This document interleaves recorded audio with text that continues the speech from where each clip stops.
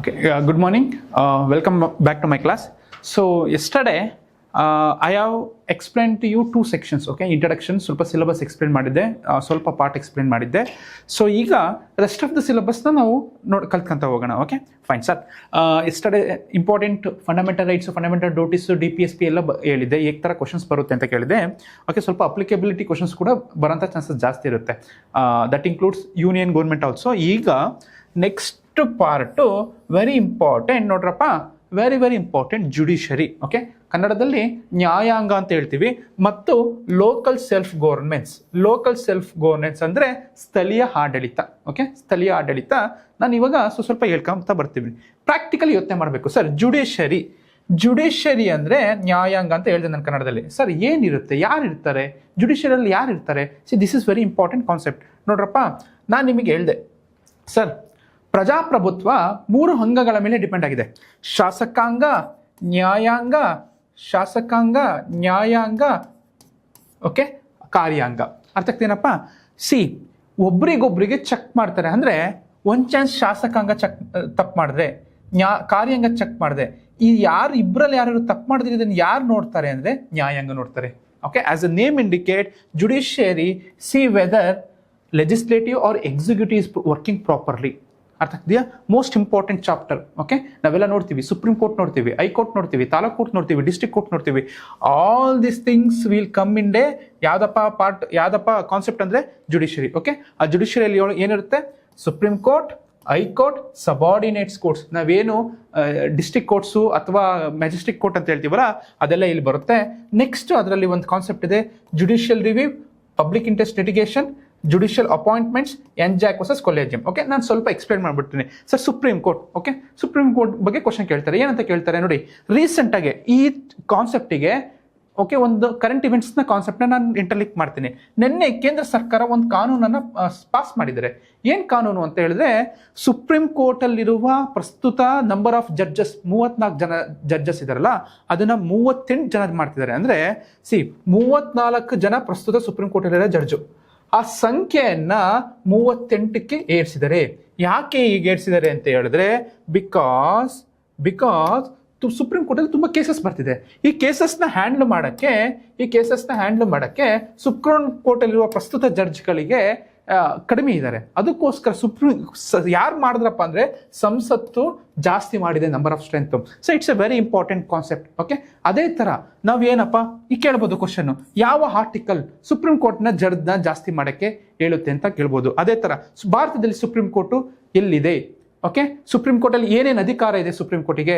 Okay, supreme ಕೋರ್ಟ್ನ ಮುಖ್ಯಸ್ಥ ಯಾರು? ಚೇರ್ಮನ್ ಯಾರು? ಓಕೆ, ನಾವೇನು CJI ಅಂತ ಹೇಳ್ತೀವಲ್ಲ, ಓಕೆ, CJI ಪ್ರಸ್ತುತ CJI ಕೇಳ್ಬೋದು. ಯಾವ ಆರ್ಟಿಕಲ್ ಇಂದ CJI ಬಂದಿದ್ದಾರೆ ಅಂತ ಕೇಳ್ಬೋದು. CJIನ ಮ್ಯಾಕ್ಸಿಮಮ್ ರಿಟೈರ್ಮೆಂಟ್ ಏಜ್ ಎಷ್ಟು ಅಂತ ಕೇಳ್ಬೋದು. ಅಥವಾ CJI ಎಷ್ಟು ಕಾಲಾವಧಿ ಇರಲ್ಲ ಅಂದರೆ ಅವ್ರು ಎಷ್ಟು, ಓಕೆ, 65 ಇಯರ್ಸ್ ಅವ್ರ ರಿಟೈರ್ಮೆಂಟ್ ಏಜು, ಅಲ್ಲಿ ತನಕ ಅವ್ರು ಇರ್ತಾರೆ. ಓಕೆ ಸರ್, ಈ ಥರ ಕ್ವಶನ್ಸ್ನ ಎಕ್ಸ್ಪೆಕ್ಟ್ ಮಾಡ್ಬೋದು. ಇದಕ್ಕಿಂತ ಮೋಸ್ಟ್ ಇಂಪಾರ್ಟೆಂಟ್ ಸರ್, ನಾನು ನಿಮಗೆ ಹೇಳ್ತಿದ್ದೀನಿ, ಮೋಸ್ಟ್ ಇಂಪಾರ್ಟೆಂಟ್ ನಿಮ್ಮ ಮೇನ್ಸಲ್ಲೆಲ್ಲ KPSC ಮೇನ್ಸಲ್ಲೆಲ್ಲ ಮೋಸ್ಟ್ ಇಂಪಾರ್ಟೆಂಟ್ ಕಾನ್ಸೆಪ್ಟು ಏನು ನೀವು ಎಕ್ಸ್ಪೆಕ್ಟ್ ಮಾಡ್ಬೋದು ಅಂದರೆ, ಸರ್ ಏನು ಎಕ್ಸ್ಪೆಕ್ಟ್ ಮಾಡ್ಬೋದು ಅಂದರೆ ನೀವು, ಓಕೆ ಸರ್, ಕೇಸಸ್ಗಳು sir very important. Supreme court ಜಡ್ಜ್ಮೆಂಟಿಂದ ತುಂಬ ಕೇಸಸ್ಗಳು ಬರ್ತವೆ. For example, the best example, internal reservation. Okay, internal reservation ಮೇಲೆ DY Chandrachud. Okay, DY Chandrachud ಭಾರತದಲ್ಲಿ ಓಕೆ ಇಂಟರ್ನಲ್ ರಿಸರ್ವೇಷನ್ ಬೇಕು, ಒಳ ಮೀಸಲಾತಿ ಬೇಕು ಅಂತ ಒಂದು ಜಡ್ಜ್ಮೆಂಟ್ ಕೊಡ್ತಾರೆ. It's a very famous case. ಅದರಿಂದ ಕರ್ನಾಟಕದಲ್ಲಿ ಅಥವಾ ಇಡೀ ಭಾರತದ ಅನೇಕ ರಾಜ್ಯಗಳಲ್ಲಿ ಒಳ ಮೀಸಲಾತಿ ಕೊಡಕ್ಕೆ ಸ್ಟಾರ್ಟ್ ಮಾಡ್ತಾರೆ. ಸರ್ ಯಾರು ಕೊಟ್ಟಿದ್ದು? Supreme court. ಈ ಸುಪ್ರೀಂ ಕೋರ್ಟ್ ಜಡ್ಜ್ಮೆಂಟ್ಸ್ ಏನೇ ಬರಲಿ, ಇಟ್ಸ್ ವೆರಿ ಇಂಪಾರ್ಟೆಂಟ್. ನೀವು ಅದನ್ನ ಎಕ್ಸಾಮಿನೇಷನ್ಸ್ ಅಲ್ಲಿ ಬರೆದ್ರೆ, ಓಕೆ, ನಾನು ಇವಾಗ ಮೇನ್ಸಲ್ಲಿ ಎಕ್ಸ್ಪ್ಲೇನ್ ಮಾಡ್ತೀನಿ, ನಿಮಗೆ ಮಾರ್ಕ್ಸ್ ಕೊಡೋಂಥ ಚಾನ್ಸಸ್ ಜಾಸ್ತಿ ಇರುತ್ತೆ. ಇವನ್ ಕೂಡ KS ಪ್ರಿಲಿಮ್ಸ್ ಅಲ್ಲಿ ಪ್ರೀವಿಯಸ್ ಇಯರ್ ಕ್ವಶನ್ ಪೇಪರ್ಸ್ ನೋಡಿ. ಓಕೆ, ನಿಮಗೆ ತುಂಬ ಸುಪ್ರೀಂ ಕೋರ್ಟ್ ಜಡ್ಜ್ಮೆಂಟ್ ಕೇಸಸ್ಗಳು ಬಂದಿದ್ದಾವೆ. ಇದೇ ಥರ ನಾನು ನಿಮಗೆ ಹೇಳಬೇಕು ಅಂದರೆ, ಕೇಶವಾನಂದ ಭಾರತಿ ಕೇಸ್ 1973ರಲ್ಲಿ ಓಕೆ ಭಾರತದ ಸಂವಿಧಾನ ಮೌಲ್ಯವನ್ನು ಹೇಗಿತ್ತಿಡಿತು, ಓಕೆ, ಅಗೇನೆಸ್ಟ್ ಸಂಸತ್ತಿನ ವಿರುದ್ಧ ಅಂತ ನೀವು ಅದರಲ್ಲಿ ನೋಡ್ಬೋದು. 1973 supreme court judgement. Like this supreme ಕೋರ್ಟ್ನ ಜಡ್ಜ್ಮೆಂಟು ನಿಮಗೆ main science writing, even for prelims also it's a very important. So ಅದಕ್ಕೆ ಇವನ್ನೆಲ್ಲ ನೀವು ಕಲಿಬೇಕು. ನಾನು ಆ ಕಾನ್ಸೆಪ್ಟ್ ಮಾಡ್ಬೇಕು ಹೇಳ್ತೀನಿ. ಓಕೆ, ಅದೇ ಥರ ಹೈಕೋರ್ಟ್ಸ್ ಇದ್ದಾವೆ. ಹೈಕೋರ್ಟು ಸುಪ್ರೀಂ ಕೋರ್ಟ್ ಕೆಳಗೆ ವರ್ಕ್ ಮಾಡ್ತಿರುತ್ತೆ. ಪ್ರತಿಯೊಂದು ರಾಜ್ಯದಲ್ಲೇ ಹೈಕೋರ್ಟ್ ಇರಬೇಕು ಅಂತ ಏನಿಲ್ಲ, ಒಂದೊಂದು ರಾಜ್ಯದಲ್ಲಿ ಹೈಕೋರ್ಟ್ ಇಲ್ಲ. ಓಕೆ, ಆ ಹೈಕೋರ್ಟು ಇನ್ನೊಂದು ರಾಜ್ಯಗಳ ಹೈಕೋರ್ಟ್ ಜೊತೆ ಇದರಲ್ಲಿ ವರ್ಕ್ ಮಾಡುತ್ತೆ. ಅದೇ ಥರ ಸಬಾರ್ಡಿನೇಟ್ ಕೋರ್ಟ್ಸ್ ಅಂತ ಇದೆ. ಓಕೆ, ಸಬಾರ್ಡಿನೇಟ್ಸ್ ಕೋರ್ಟ್ ಅಂದ್ರೆ ನಾವೇನು ಡಿಸ್ಟ್ರಿಕ್ಟ್ ಕೋರ್ಟ್ಸ್ ಅಂತ ಹೇಳ್ತೀವ, ಅಥವಾ ಹೈಕೋರ್ಟ್ ಕೆಳಗೆ ತಾಲೂಕು ಕೋರ್ಟು, ಡಿಸ್ಟ್ರಿಕ್ಟ್ ಕೋರ್ಟು ಅವೆಲ್ಲ ಬರ್ತಾವಲ್ಲ, ಅದನ್ನ ಸಬಾರ್ಡಿನೇಟ್ ಕೋರ್ಟ್ಸ್ ಅಂತ ಹೇಳ್ತೀವಿ. ಓಕೆ ಫೈನ್ ಸರ್, ಇದು ನ್ಯಾಯಾಂಗದ ಬಗ್ಗೆ. ನೆಕ್ಸ್ಟ್ ವೆರಿ ಇಂಪಾರ್ಟೆಂಟ್, ಇದು judicial review, very important concept ನೋಡ್ರಪ್ಪ. Judicial review. Okay, judicial review ಅಂದ್ರೆ ಏನಂತ ಹೇಳಿದ್ರೆ ನ್ಯಾಯಾಂಗ ಪುನರ್ವಿವಾಹ ಅಂತ ಅಂದ್ರೆ, ಓಕೆ, ಎನಿ ಜಡ್ಜ್ಮೆಂಟ್, ಓಕೆ ಸರಿ, any law which is passed by parliament. Okay, ಯಾವುದಾದ್ರೂ ಒಂದು ಕಾನೂನನ್ನ ಸಂಸತ್ ಪಾಸ್ ಮಾಡುತ್ತಲ್ಲ, ಅದನ್ನ ಕರೆಕ್ಟ್ ಇದೆಯೋ ಇಲ್ಲ ಅಂತ ನೋಡ್ಬೇಕು. ಯಾರು ನೋಡ್ತಾರೆ?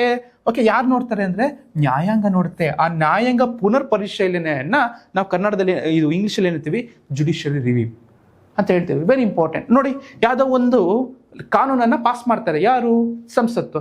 ಆ ಕಾನೂನು ನಮ್ಮ ದೇಶದ ಸಂವಿಧಾನದ ಮೌಲ್ಯಗಳ ವಿರುದ್ಧ ಇದೆ. Okay, if any law, okay see, ಇದೇ ಕೂಡ ಆರ್ಟಿಕಲ್ 13 ಹೇಳುತ್ತೆ.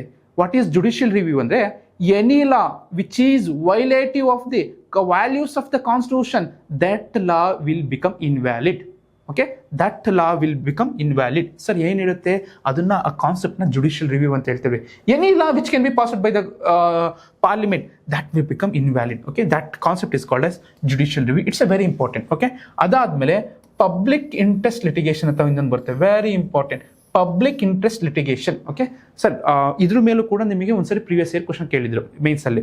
ಪಬ್ಲಿಕ್ ಇಂಟ್ರೆಸ್ಟ್ ಲಿಟಿಗೇಷನ್ ಅಂತ ಹೇಳಿದ್ರೆ, ಓಕೆ ಫೈನ್ ಸರ್, ಇದು ಏನು ಎಂಪವರ್ ಮಾಡುತ್ತೆ, ಯಾರು ಓಕೆ ಪಬ್ಲಿಕ್ಕಿಗೆ ಇಂಪಾರ್ಟೆಂಟ್ ವಿಷಯ ಇರುತ್ತಲ್ಲ, ಆ ವಿಷಯಗಳ ಮೇಲೆ ಓಕೆ ಯಾವುದಾದ್ರು ಒಬ್ಬ ವ್ಯಕ್ತಿ ಓಕೆ ನಿನ್ನ ಕೋರ್ಟಲ್ಲಿ ಕೇಸ್ ಹಾಕ್ಬೋದು. ಓಕೆ, PN ಭಗವತಿ ಅನ್ನೋರು ಈ ಥರ ಕಾನ್ಸೆಪ್ಟ್ನ ಫಸ್ಟ್ ಇಂಟ್ರಡಕ್ಷನ್ ಮಾಡೋಕ್ಕೆ ಕಾರಣಕರ್ತರಾಗ್ತಾರೆ. ಇದ್ರ ಮೇಲೂ ನಿಮಗೆ ಕ್ವಶನ್ ಕೇಳ್ಬೋದು, ಪಬ್ಲಿಕ್ ಇಂಟ್ರೆಸ್ಟ್ ಲಿಟಿಗೇಷನ್ ವರ್ಡ್ಸಕ್ಕೆ ಯಾವ ಸಂವಿಧಾನದ ವಿಧಿ ನಿಮಗೆ ಎಂಪವರ್ ಮಾಡುತ್ತೆ ಅನ್ನೋದು ಇಂಪಾರ್ಟೆಂಟು. ನಾವು ಸ್ಟ್ಯಾಂಡರ್ಡ್ ಆಗಿ ರಿಟ್ಸ್ ಅಂತ ಹೇಳ್ತೀವಿ. Writs empower public interest litigation. Okay fine sir, this is also important. ಈ ಥರದ್ದೆಲ್ಲ ಸುಪ್ರೀಂ ಜುಡಿಷಿಯರಿಯಲ್ಲಿ very important. Next most important concept, most controversial concept, that is very important ಅಂತ ಹೇಳಿದ್ರೆ ಯಾವುದಪ್ಪ ಅಂದರೆ ಜುಡಿಷಿಯಲ್ ಅಪಾಯಿಂಟ್ಮೆಂಟ್ಸ್. ಯಾವುದಪ್ಪ ಅಂದರೆ ನ್ಯಾಯಾಂಗ ಜುಡಿಷಿಯಲ್ ಅಪಾಯಿಂಟ್ಮೆಂಟ್ಸ್. ಓಕೆ, ಏನು sir judicial appointments? Guys listen to me. ನಮಗೆಲ್ಲ ಗೊತ್ತಿದೆ ಎಂತ ಅಂದರೆ, ನೋಡ್ರಪ್ಪ, ನಾನು ಹೇಳಿದೆ ನಿಮಗೆ ಮುಂಚೆಯಿಂದನೂ ಹೇಳ್ತಿದ್ದೀನಿ, 3 ಅಂಗಗಳು, 3 organs is very important. 3 organs is very important. One is legislative, executive, judiciary. Okay, ಶಾಸಕಾಂಗ, ಕಾರ್ಯಾಂಗ, ನ್ಯಾಯಾಂಗ, ಈ 3 ಕೂಡ ವೆರಿ ಇಂಪಾರ್ಟೆಂಟ್ ಕಾನ್ಸೆಪ್ಟ್ ಆಗಿರುತ್ತೆ. ಅರ್ಥ ಆಗ್ತಿದೆಯಾ? ನೋಡಿ, ಶಾಸಕಾಂಗ ಹೆಂಗ್ ಬರ್ತಾರೆ ಅಂದ್ರೆ, ಜನರಿಂದ ನೇರವಾಗಿ ಆಯ್ಕೆಯಾಗಿರೋರು ಶಾಸಕರಾಗ್ತಾರೆ. ಇಂಡೈರೆಕ್ಟ್ ಆಗಿರೋರು ಇದ್ದಾರೆ, ಇಲ್ಲ ಅಂತ ಹೇಳಲ್ಲ, ಬಟ್ ಜನರಲಿ ಲೋಕಸಭಾ ಅಥವಾ ವಿಧಾನಸಭೆಗೆ ನೇರವಾಗಿ ಆಯ್ಕೆ ಆಗಿರೋ ವ್ಯಕ್ತಿಗಳು ಎಲ್ಲಿಗೆ ಹೋಗ್ತಾರೆ? ಶಾಸಕಾಂಗಕ್ಕೆ ಹೋಗ್ತಾರೆ. ಕಾರ್ಯಾಂಗ ಅಂದ್ರೆ ಏನು? ಕಾರ್ಯಾಂಗ ಅಂದ್ರೆ ನಾವೆಲ್ಲ UPSC ಓದ್ತೀವಲ್ಲ, UPSC ಓದಿ IAS ಎಕ್ಸಾಮಿನೇಷನ್ಸ್ ಪಾಸ್ ಆಗ್ತೀವಲ್ಲ, ಅವಾಗ ನಾವೆಲ್ಲಿ ಹೋಗ್ತೀವಿ? ಎಕ್ಸಿಕ್ಯೂಟಿವ್ ಹೋಗ್ತೀವಿ. ಅರ್ಥ ಆಗ್ತಿದ್ಯಾ ಸರ್? ನೋಡಿ, ಶಾಸಕ ಆಮೇಲೆ ಅದು ಪರ್ಮನೆಂಟ್ ಎಕ್ಸಿಕ್ಯೂಟಿವ್ ಅಂತ ಹೇಳ್ತಾರೆ.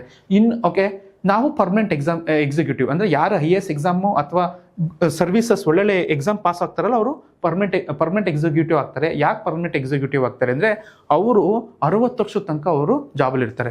ಇನ್ನೊಂದು ಏನಂತ ಹೇಳಿದ್ರೆ ಟೆಂಪ್ರವರಿ ಎಕ್ಸಿಕ್ಯೂಟಿವ್ ಅಂದ್ರೆ, ಯಾರು ಶಾಸಕರು ಮಿನಿಸ್ಟರ್ ಆಗ್ತಾರಲ್ಲ ಅಥವಾ ಪ್ರಧಾನಮಂತ್ರಿಗಳು, ಅವರೆಲ್ಲ ಏನು ಟೆಂಪ್ರವರಿ ಎಕ್ಸಿಕ್ಯೂಟಿವ್. ಬಿಕಾಸ್ ಅವ್ರ ಕಾಲಾವಧಿ ಕೇವಲ 5 ವರ್ಷ ಇರುತ್ತೆ, ಆಮೇಲೆ ಎಲೆಕ್ಷನ್ಗೆ ಹೋಗ್ಲೇಬೇಕು. ಓಕೆ, ಸೊ ಅದಕ್ಕೆ ಅವರು ಟೆಂಪ್ರವರಿ ಎಕ್ಸಿಕ್ಯೂಟಿವ್ ಇರುತ್ತೆ.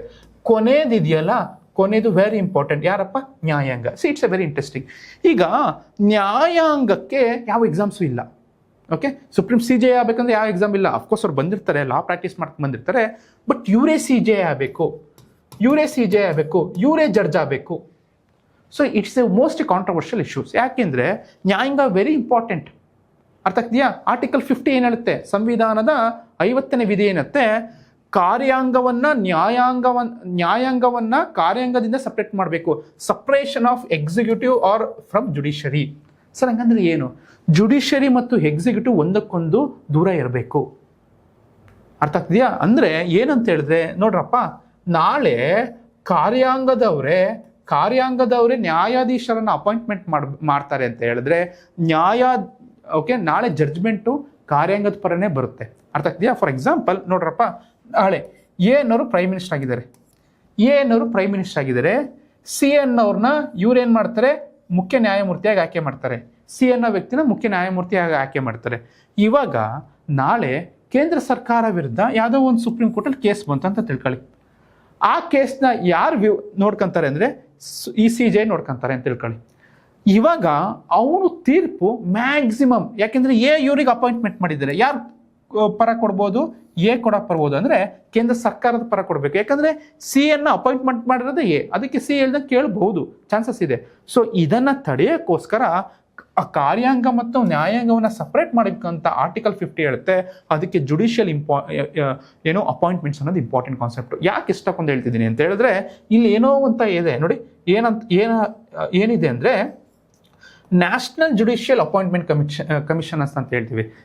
ಏನಂತ ಹೇಳ್ತೀವಿ, ಎನ್ ಅಂದರೆ ನ್ಯಾಷನಲ್, ಜೆ ಅಂದರೆ ಜುಡಿಷಿಯಲ್, ಎ ಅಂದರೆ ಅಪಾಯಿಂಟ್ಮೆಂಟ್, ಸಿ ಅಂದರೆ commission. Okay, national judicial appointment commission. ಇದರ ಅಮೆಂಡ್ಮೆಂಟ್ ಇಂಪಾರ್ಟೆಂಟು.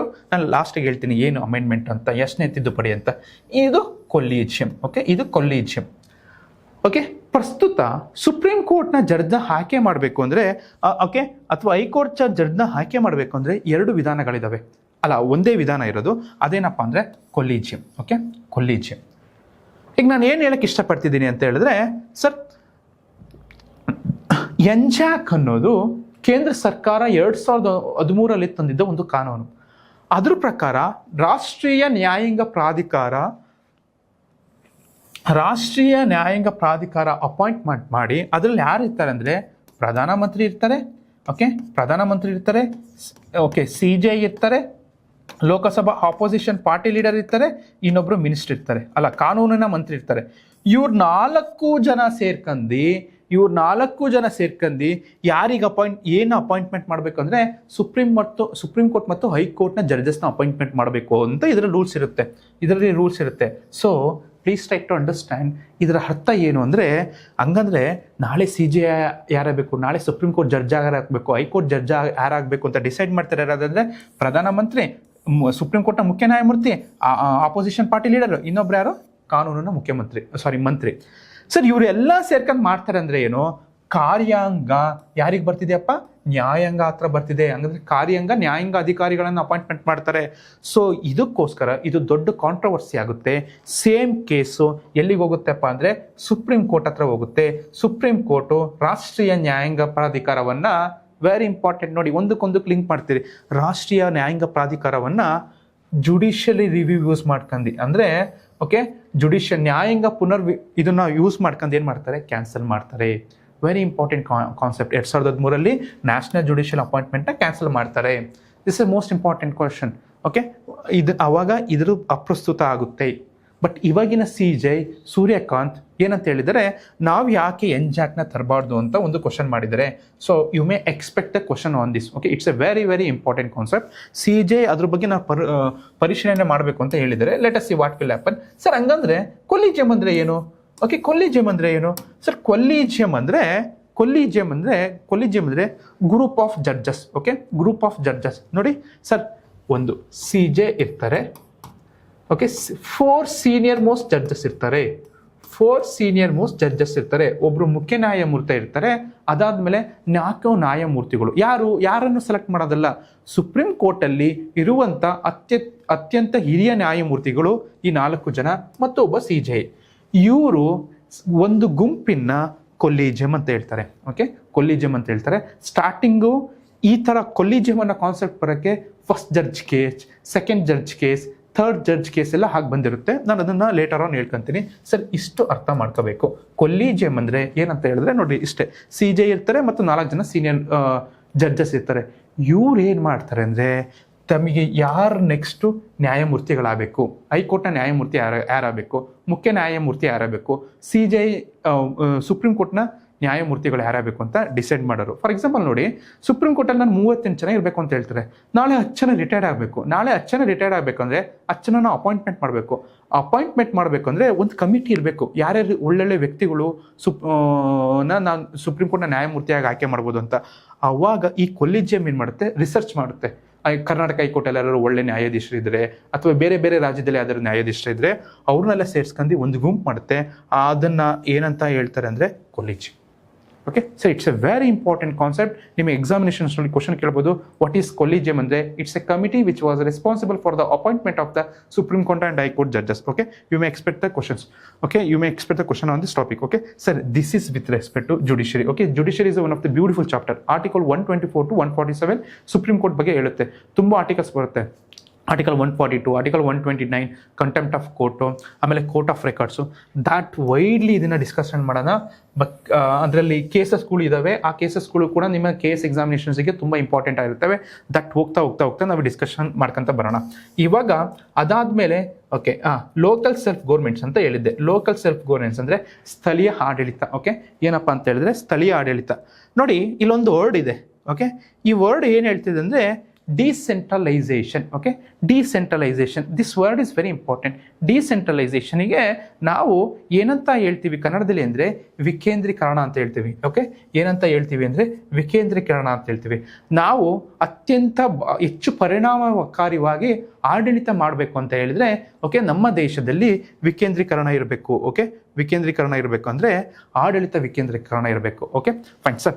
ನಾವು ಓಕೆ ಸಂಯುಕ್ತ ವ್ಯವಸ್ಥೆ ದೇಶ, ಫೆಡರಲ್ ಕಂಟ್ರಿ, ಫೆಡರಲ್ ಸ್ಟೇಟ್ ಅಂತ ಹೇಳ್ತೀವಿ. ಫೆಡರಲ್ ಅಂದರೆ ಆಡಳಿತದಲ್ಲಿ ಅಧಿಕಾರವನ್ನ 2ಕ್ಕಿಂತ ಹೆಚ್ಚು ಭಾಗವಾಗಿ ಡಿವೈಡ್ ಮಾಡಿದ್ದೀವಿ. ಓಕೆ, ನಮಗೆಲ್ಲ ಗೊತ್ತಿರಂಗೆ ನೋಡ್ರಪ್ಪ ಸರ್, ಕೇಂದ್ರ ಸರ್ಕಾರದ ಹತ್ರ ಸ್ವಲ್ಪ ವಿಷಯಗಳು ಪವರ್ ಇರುತ್ತೆ, ರಾಜ್ಯ ಸರ್ಕಾರ ಹತ್ರ ಪವರ್ ಇರುತ್ತೆ. ನಮಗೆಲ್ಲ ಗೊತ್ತಿರಂಗೆ ಮೇಲೆ ನಾವು ಇಷ್ಟು ಓದಿರ್ತೀವಿ ಸರ್, ಅಲ್ಲಿ ನರೇಂದ್ರ ಮೋದಿ CM, ಇಲ್ಲಿ DK ಶಿವಕುಮಾರ್ CM, ಅಲ್ಲಿ ಕೇಂದ್ರ ಸರ್ಕಾರ, ಇಲ್ಲಿ ರಾಜ್ಯ ಸರ್ಕಾರ.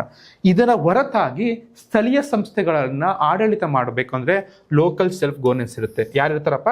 ಲೋಕಲ್ ಸೆಲ್ಫ್ ಗವರ್ನೆನ್ಸ್ ಇರ್ತಾರೆ. ಇವ್ರ ಕರ್ತವ್ಯ ಏನಾಗಿರುತ್ತೆ? ಲೋಕಲ್ ಸೆಲ್ಫ್ ಗವರ್ನೆನ್ಸ್ ಅವ್ರದ್ದು ಯಾರು ಇರ್ತಾರೆ ಅಂದರೆ ಇವ್ರು ಏನು ಮಾಡ್ತಾರೆ ಅಂದರೆ ಸರ್, ನಾವೆಲ್ಲ ಪಂಚಾಯತು, ತಾಲೂಕ್ ಪಂಚಾಯತು, ಜಿಲ್ಲಾ ಪಂಚಾಯತು ಅಥವಾ ಮುನ್ಸಿಪಲ್ ಇದಾರಲ್ಲ ಅವರೆಲ್ಲ ಎಲ್ಲಿ ಬರ್ತಾರೆ ಅಂದರೆ ಈ ಸ್ಥಳೀಯ ಆಡಳಿತದಲ್ಲಿ ಬರ್ತಾರೆ. ಸರ್, ಒಂದು ಬೆಸ್ಟ್ ಎಕ್ಸಾಂಪಲ್ ಹೇಳ್ತೀನಿ ನೋಡ್ರಪ್ಪ. ಒಂದು MLA ಕ್ಷೇತ್ರಕ್ಕೆ 2 ಲಕ್ಷ ಜನಸಂಖ್ಯೆ ಬರುತ್ತೆ. ಎಷ್ಟು ಬರುತ್ತೆ ಅಂದರೆ 2 ಲಕ್ಷ ಜನಸಂಖ್ಯೆ ಬರುತ್ತೆ. ಈ ಒಬ್ಬ MLA ಎಲ್ಲ ವ್ಯಕ್ತಿಗಳ ಸಮಸ್ಯೆಯನ್ನ ಆಳ್ಸಕ್ಕಾಗ್ದಾನೆ ಇರ್ಬೋದು. ಅರ್ಥ ಆಗ್ತೀಯಾ? ಅದಕ್ಕೋಸ್ಕರ ಆಡಳಿತವನ್ನ ಅವ್ರ ಬಾಗ್ಲಿಗೆ ತರಬೇಕು ಅಂತ ಏನ್ ಮಾಡ್ತಾರೆ? ಡಿವೈಡ್ ಮಾಡ್ತಾರೆ. ಗ್ರಾಮ ಪಂಚಾಯತಿ ಓಕೆ, ಒಂದು 10,000 ಜನಕ್ಕೂ 5,000 ಜನಕ್ಕೆ ಒಂದು ಗ್ರಾಮ ಪಂಚಾಯತಿ ಅಥವಾ ಒಂದು 20,000 ಜನಕ್ಕೆ. ಈ ಗ್ರಾಮ ಪಂಚಾಯತ್ ಒಂದು 4-5 ಊರು ಸೇರ್ಕೊಂಡು ಗ್ರಾಮ ಪಂಚಾಯತಿ ಮಾಡಿ ಅವ್ರಿಗೇನಾದ್ರು ಸಮಸ್ಯೆ ಆಗಿದ್ರೆ ಇಲ್ಲೇ ಉತ್ತರ ಕೊಂಡ್ಕೊಳಕ್ಕೆ. ಅಂದ್ರೆ 1,000 ಜನಕ್ಕೆ ಒಬ್ಬ ಗ್ರಾಮ ಪಂಚಾಯತಿ ಮೆಂಬರು ಓಕೆ, ಅವ್ರು ಹಳ್ಳೆಲ್ಲೇ ಸಿಗ್ತಾರೆ. ಅವ್ರಿಗೆ ಏನು ಸಮಸ್ಯೆ ಇದ್ರೆ ಹೇಳ್ಕೋಬಹುದು. ಸೊ ಅದಕ್ಕೋಸ್ಕರ ಗಾಂಧೀಜಿಯ ತತ್ವ ಮೇಲೆ ಆಡಳಿತ ವಿಕೇಂದ್ರೀಕರಣ ಮಾಡಲು ನಮ್ಮಲ್ಲಿ ಏನು ಮಾಡಿದ್ವಪ್ಪ, ನಾವು ಒಂದು ಕಾನ್ಸೆಪ್ಟ್ ಬಂದ್ವಿ. ಅದೇ ಏನಪ್ಪ ಅಂದರೆ ಡಿಸೆಂಟ್ರಲೈಸೇಷನ್. ಓಕೆ, ಡಿಸೆಂಟ್ರಲೈಸೇಷನ್ ನಾನು ನಿಮ್ಗೆ ಮುಂಚೆ ಹೇಳ್ದಂಗೆ PRIs ಅಂದರೆ panchayat Raj institution. Okay, ULBs ಅಂದರೆ ಅರ್ಬನ್ ಲೋಕಲ್ ಬಾಡೀಸ್. ಓಕೆ, ಗ್ರಾಮ ಪಂಚಾಯತಿ, ತಾಲೂಕ್ ಪಂಚಾಯತಿ, ಜಿಲ್ಲಾ ಪಂಚಾಯತಿಲಿ ಬರುತ್ತೆ. ಇಲ್ಲೇನು ಬರುತ್ತೆ ಅಂದರೆ ಮುನ್ಸಿಪಾಲು ಅವೆಲ್ಲ ಬರ್ತವೆ. ಇವಾಗ ಸರ್, ಇದು ನಮ್ಮ ಸಂವಿಧಾನ ಸ್ಟಾರ್ಟ್ ಆದಾಗ ಇರಲಿಲ್ಲ. When constitution was framed, the concept of this was not present. Okay, so it was brought it by 73rd and 74th amendment.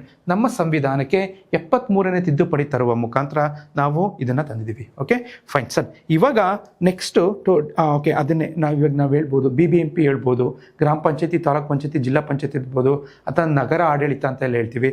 That all ಕಂಬಿಂಡರ್ ಎಲ್ಲಪ್ಪ ಅಂದರೆ urban local bodies. It's a very important concept. Okay, ಅದಾದಮೇಲೆ ನಾವು next ಕಾನ್ಸೆಪ್ಟಿಗೆ ಹೋಗ್ಬೇಕಂದ್ರೆ ಏನೇನಪ್ಪ ಅಂದರೆ amendments ಅಂತ ಬರುತ್ತೆ. ಯಾವುದಪ್ಪ ಅಂತ ಹೇಳಿದ್ರೆ ಅಮೆಂಡ್ಮೆಂಟ್ಸ್ ಅಂತ ಹೇಳಿದ್ರೆ ತಿದ್ದುಪಡಿಗಳು ಅಂತ ಹೇಳ್ತಾರೆ.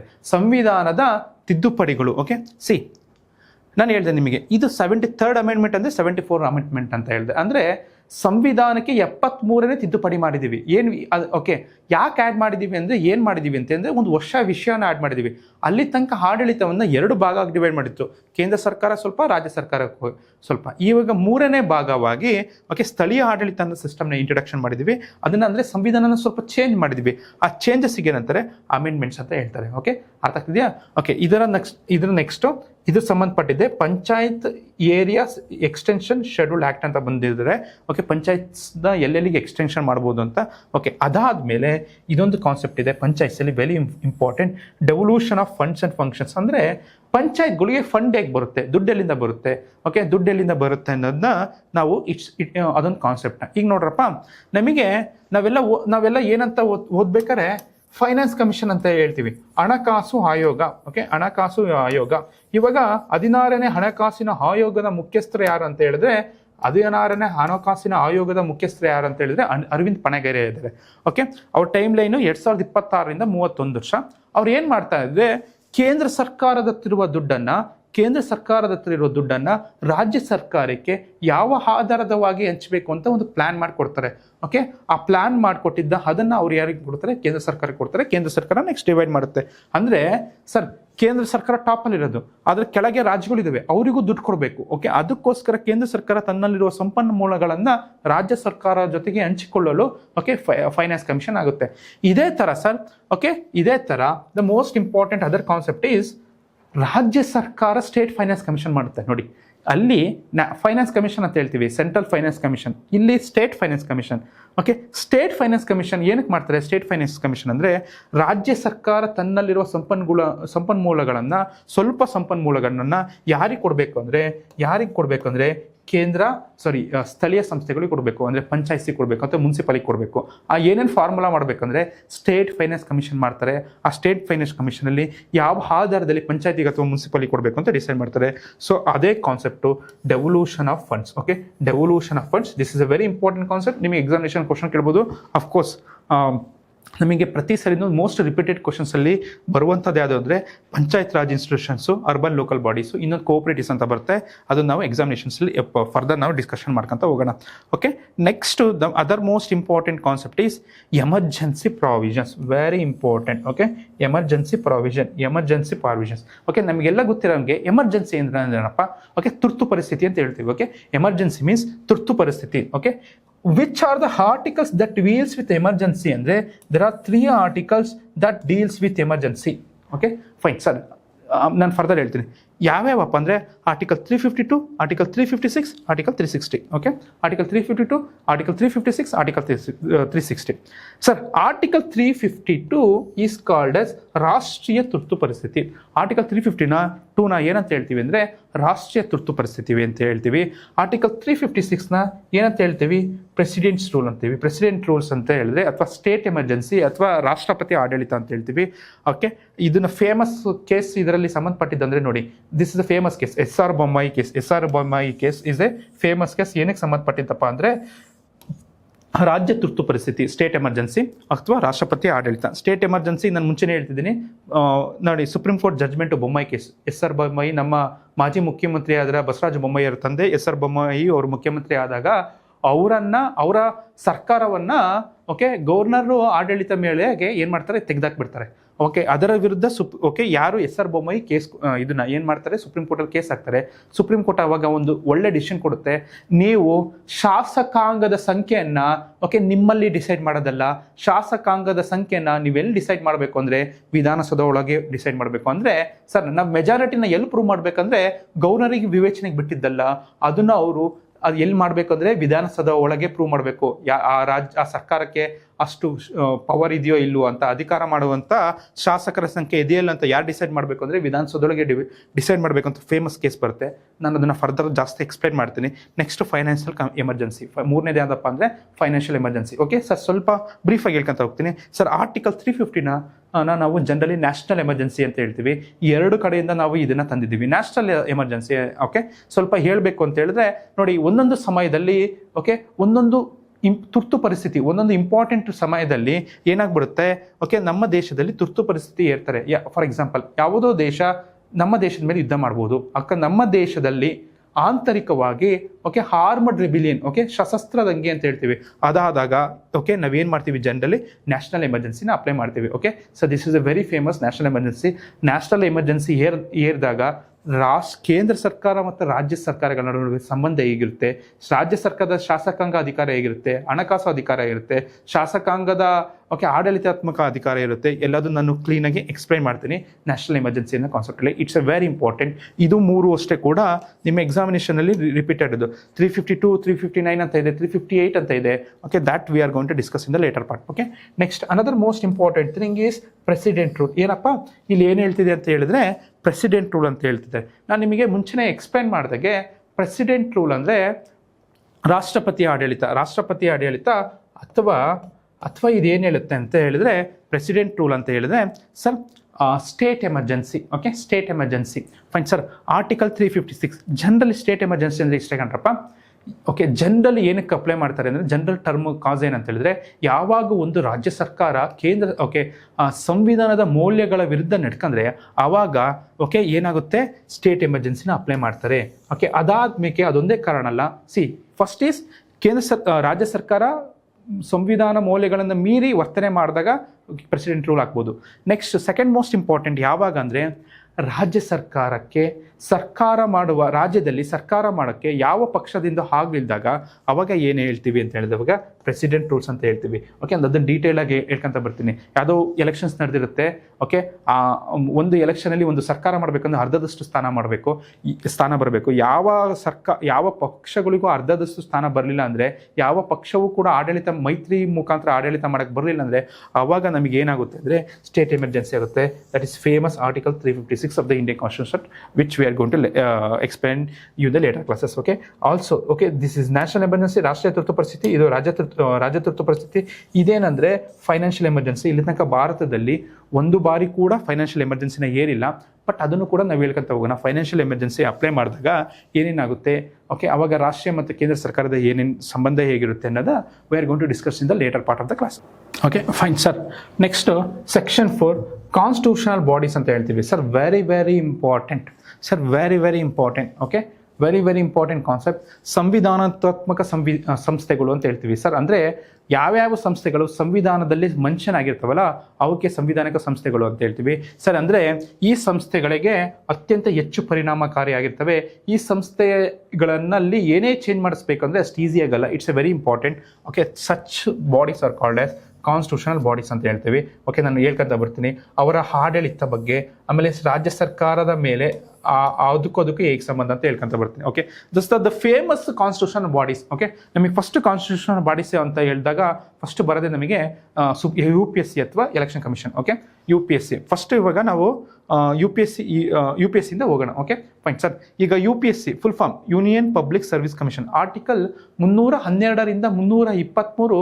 ಓಕೆ, UPSC, KPSC, ಇನ್ನೊಂದು ಬರುತ್ತೆ ಜಾಯಿಂಟ್ ಪಬ್ಲಿಕ್ ಸರ್ವಿಸ್ ಕಮಿಷನ್ ಅಂತ ಬರುತ್ತೆ. ಬಟ್ ಅದು ಸಂವಿಧಾನಾತ್ಮಕ ಸಂಸ್ಥೆ ಅಲ್ಲ.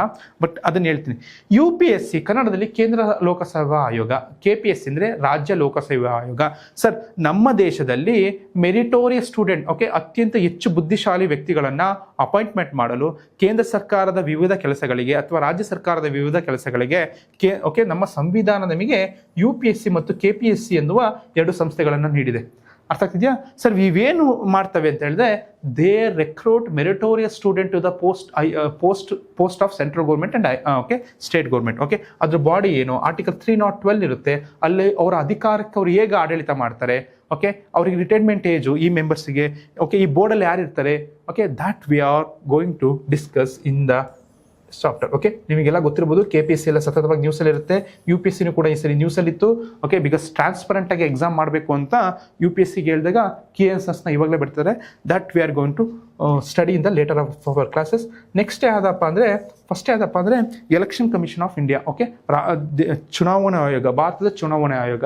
ನೋಡಿ ಸರ್, ನಾನು ತುಂಬ ಸರಿ ಬೇರೆ ಸ್ಟೂಡೆಂಟ್ಸಿಗೆಲ್ಲ ಎಕ್ಸ್ಪ್ಲೇನ್ ಮಾಡ್ತಿರ್ತೇನೆ. ನಮ್ಮ ದೇಶದಲ್ಲಿ ಪ್ರಜಾಪ್ರಭುತ್ವ ಇರಬೇಕು ಅಂತ ಹೇಳಿದ್ರೆ, ಪ್ರಜಾಪ್ರಭುತ್ವ ಇರಬೇಕಂದ್ರೆ the most important thing what should be there ಅಂತ ಹೇಳಿದ್ರೆ election commission sir. Election commission ಇಲ್ಲ ಅಂತ ಹೇಳಿದ್ರೆ ನಮ್ಮ ದೇಶದಲ್ಲಿ ಪ್ರಜಾಪ್ರಭುತ್ವ ಅನ್ನೋ ಕಾನ್ಸೆಪ್ಟೇ ಇರಲ್ಲ. ಬಿಕಾಸ್ ಎಲೆಕ್ಷನ್ ಕಮಿಷನ್ ಇದ್ದಿದ್ರೆ ಒಂದೇ ಸಾಲದು, ಅದು ಟ್ರಾನ್ಸ್ಪರೆಂಟ್ ಆಗಿಲ್ಲ, ಅಕೌಂಟಬಿಲಿಟಿ ಆಗಿಲ್ಲ ಅಂತ ಹೇಳಿದ್ರೆ ಅದೇನಾಗ್ಬಿಡುತ್ತೆ, ಅದಿದ್ರೂ ಕೂಡ ಇಲ್ದಂಗೆ. For example, election commission of India ಯಾವುದೋ ಒಂದು ಪಕ್ಷಕ್ಕೆ ಕೆಲಸ ಮಾಡಿದ್ರೆ, ಓಕೆ, ಅವಾಗ ಏನಾಗುತ್ತೆ, ಅದರ ಇರುವಿಕೆಗೆ ಅದಕ್ಕೆ ಮೀನಿಂಗೇ ಇರಲ್ಲ. ಓಕೆ, ನಮ್ಮ ಪ್ರಜಾಪ್ರಭುತ್ವದಲ್ಲಿ ನಾನು ಕರೆಕ್ಟಾಗಿ ಓಟ್ ಹಾಕಿರೋ ಓಟು ಆ ವ್ಯಕ್ತಿಗೆ ಹೋಗಿದೆ ಅನ್ನೋದನ್ನ ಕರೆಕ್ಟಾಗಿ ಪ್ರಾಪರಾಗಿ ಚೆಕ್ ಮಾಡೋಂಥ ಪವರ್ ಎಲೆಕ್ಷನ್ ಕಮಿಷನ್ ಇದೆ ಸರ್. ನಮ್ಮ ಪ್ರಕಾರ ಸರ್ ಅತ್ಯಂತ ಹೆಚ್ಚು ಇಂಪಾರ್ಟೆಂಟ್ ಪ್ರಜಾಪ್ರಭುತ್ವದಲ್ಲಿ ಬೇಕಾಗಿರೋದು ಅಂದರೆ ಎಲೆಕ್ಷನ್ ಕಮಿಷನ್ ಆಫ್ ಇಂಡಿಯಾ. ಅದು ಸ್ಟ್ರಕ್ಚರ್ ಏನು, ಯಾರು ಇರ್ತಾರೆ, ಎಲೆಕ್ಷನ್ಸ್ ಕಂಡಕ್ಟ್ ಮಾಡ್ತಾರೆ.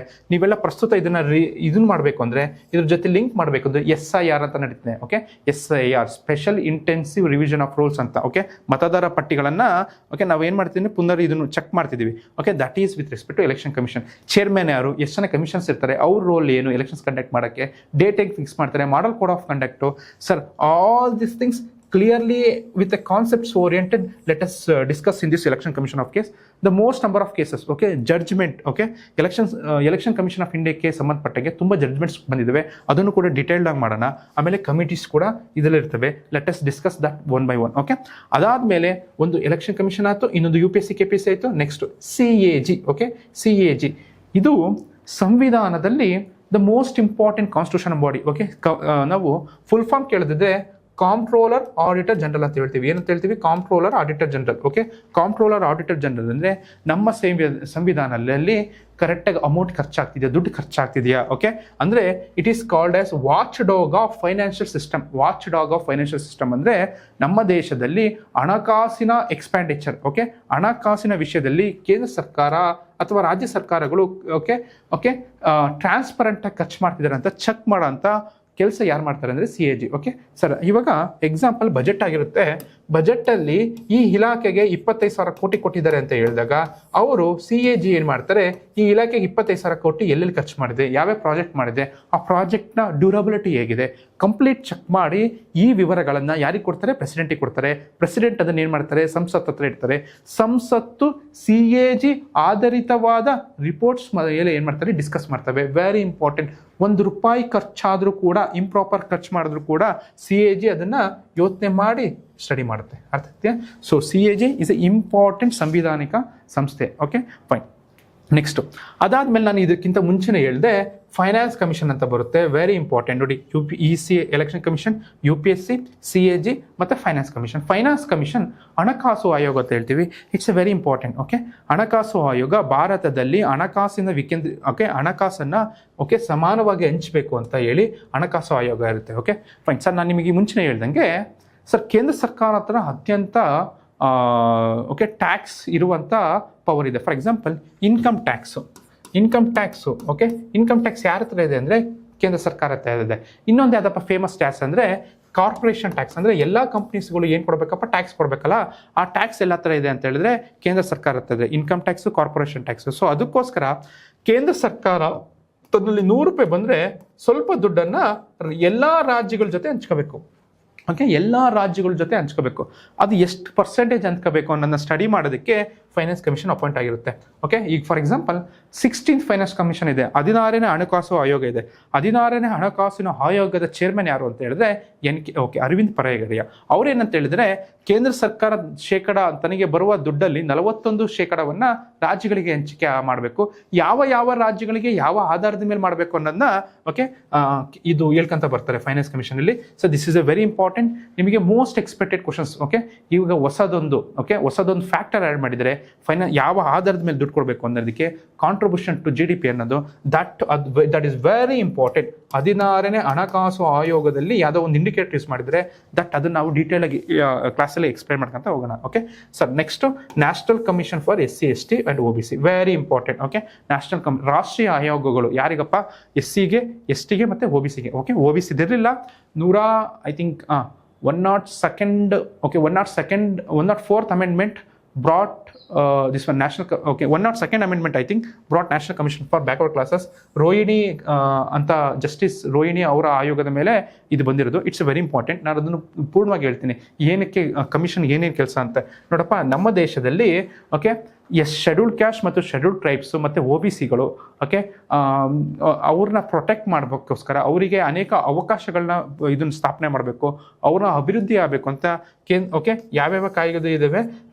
ಓಕೆ, ರಾಷ್ಟ್ರೀಯ scheduled caste, scheduled tribe and OBC ಇದ್ದಾವೆ. Okay, national commission for SC, ST and OBC. Okay, this is very important. Okay, next ಅದಾದಮೇಲೆ ನಾನ್ ಕಾನ್ಸ್ಟಿಟ್ಯೂಷನಲ್ ಬಾಡೀಸ್ ಅಂತ ಇದೆ. ಓಕೆ, ಏನಪ್ಪ ಅಂದರೆ ನಾನ್ ಕಾನ್ಸ್ಟಿಟ್ಯೂಷನಲ್ ಬಾಡೀಸ್ ಅಂದರೆ ಓಕೆ ಸಂವಿಧಾನಾತ್ಮಕ ಸಂಸ್ಥೆಗಳು. ಸಂವಿಧಾನ ಬಿಟ್ಟು ಯಾವ್ಯಾವ ಸಂಸ್ಥೆಗಳು ಇದಾವಲ್ಲ ಅಂದರೆ ಕಾನೂನಿನ ಮೂಲಕ ಸ್ಥಾಪಿತವಾಗಿರೋ ಸಂಸ್ಥೆಗಳು. ಓಕೆ, ಕಾನೂನು ಮೂಲಕ ಸ್ಥಾಪಿತವಾಗಿರೋ ಸಂಸ್ಥೆಗಳು ವೆರಿ ಇಂಪಾರ್ಟೆಂಟ್. ನೋಡ್ರಪ್ಪ, ಇಲ್ಲಿ ನೀತಿ ಆಯೋಗ ಅಂತ ಇದೆ, NHRC ಅಂತ ಇದೆ, CIC ಅಂತ ಇದೆ, ಓಕೆ ಲೋಕಪಾಲ್ ಲೋಕಾಯುಕ್ತ ಅಂತ ಇದೆ. Okay, these are very important. ನೋಡ್ರ, ನೀತಿ ಆಯೋಗ್. ಓಕೆ, ನೀತಿ ಆಯೋಗ್ ಜನವರಿ 1, 2015 ಭಾರತದಲ್ಲಿ ಕೇಂದ್ರ ಸರ್ಕಾರದ ಓಕೆ ಎಕ್ಸಿಕ್ಯೂಷನ್ ಮೇಲೆ, ಕಾನೂನಿನ ಮೂಲಕ ಅಲ್ಲ, ಓಕೆ ಓರಲ್ ಎಕ್ಸಿಕ್ಯೂಷನ್ ಮೂಲಕ ಇದಾಗಿರೋದು. ಇದು ಪ್ಲಾನಿಂಗ್ ಕಮಿಷನ್ ಅಂತ ಹೇಳ್ತೀವಲ್ಲ, 5 ವರ್ಷಕ್ಕೊಂದ್ಸರಿ ಪ್ಲಾನಿಂಗ್ ಮಾಡ್ತಿರಲ್ಲ, ಆ ಕಮಿಷನ್ ರಿಪ್ಲೇಸ್ ಮಾಡಿ national institute for transforming India ಅಂತ ಹೊಸದೊಂದು ಸಂಸ್ಥೆಯನ್ನು ಕೇಂದ್ರ ಸರ್ಕಾರ ಸ್ಥಾಪನೆ ಮಾಡಿತು.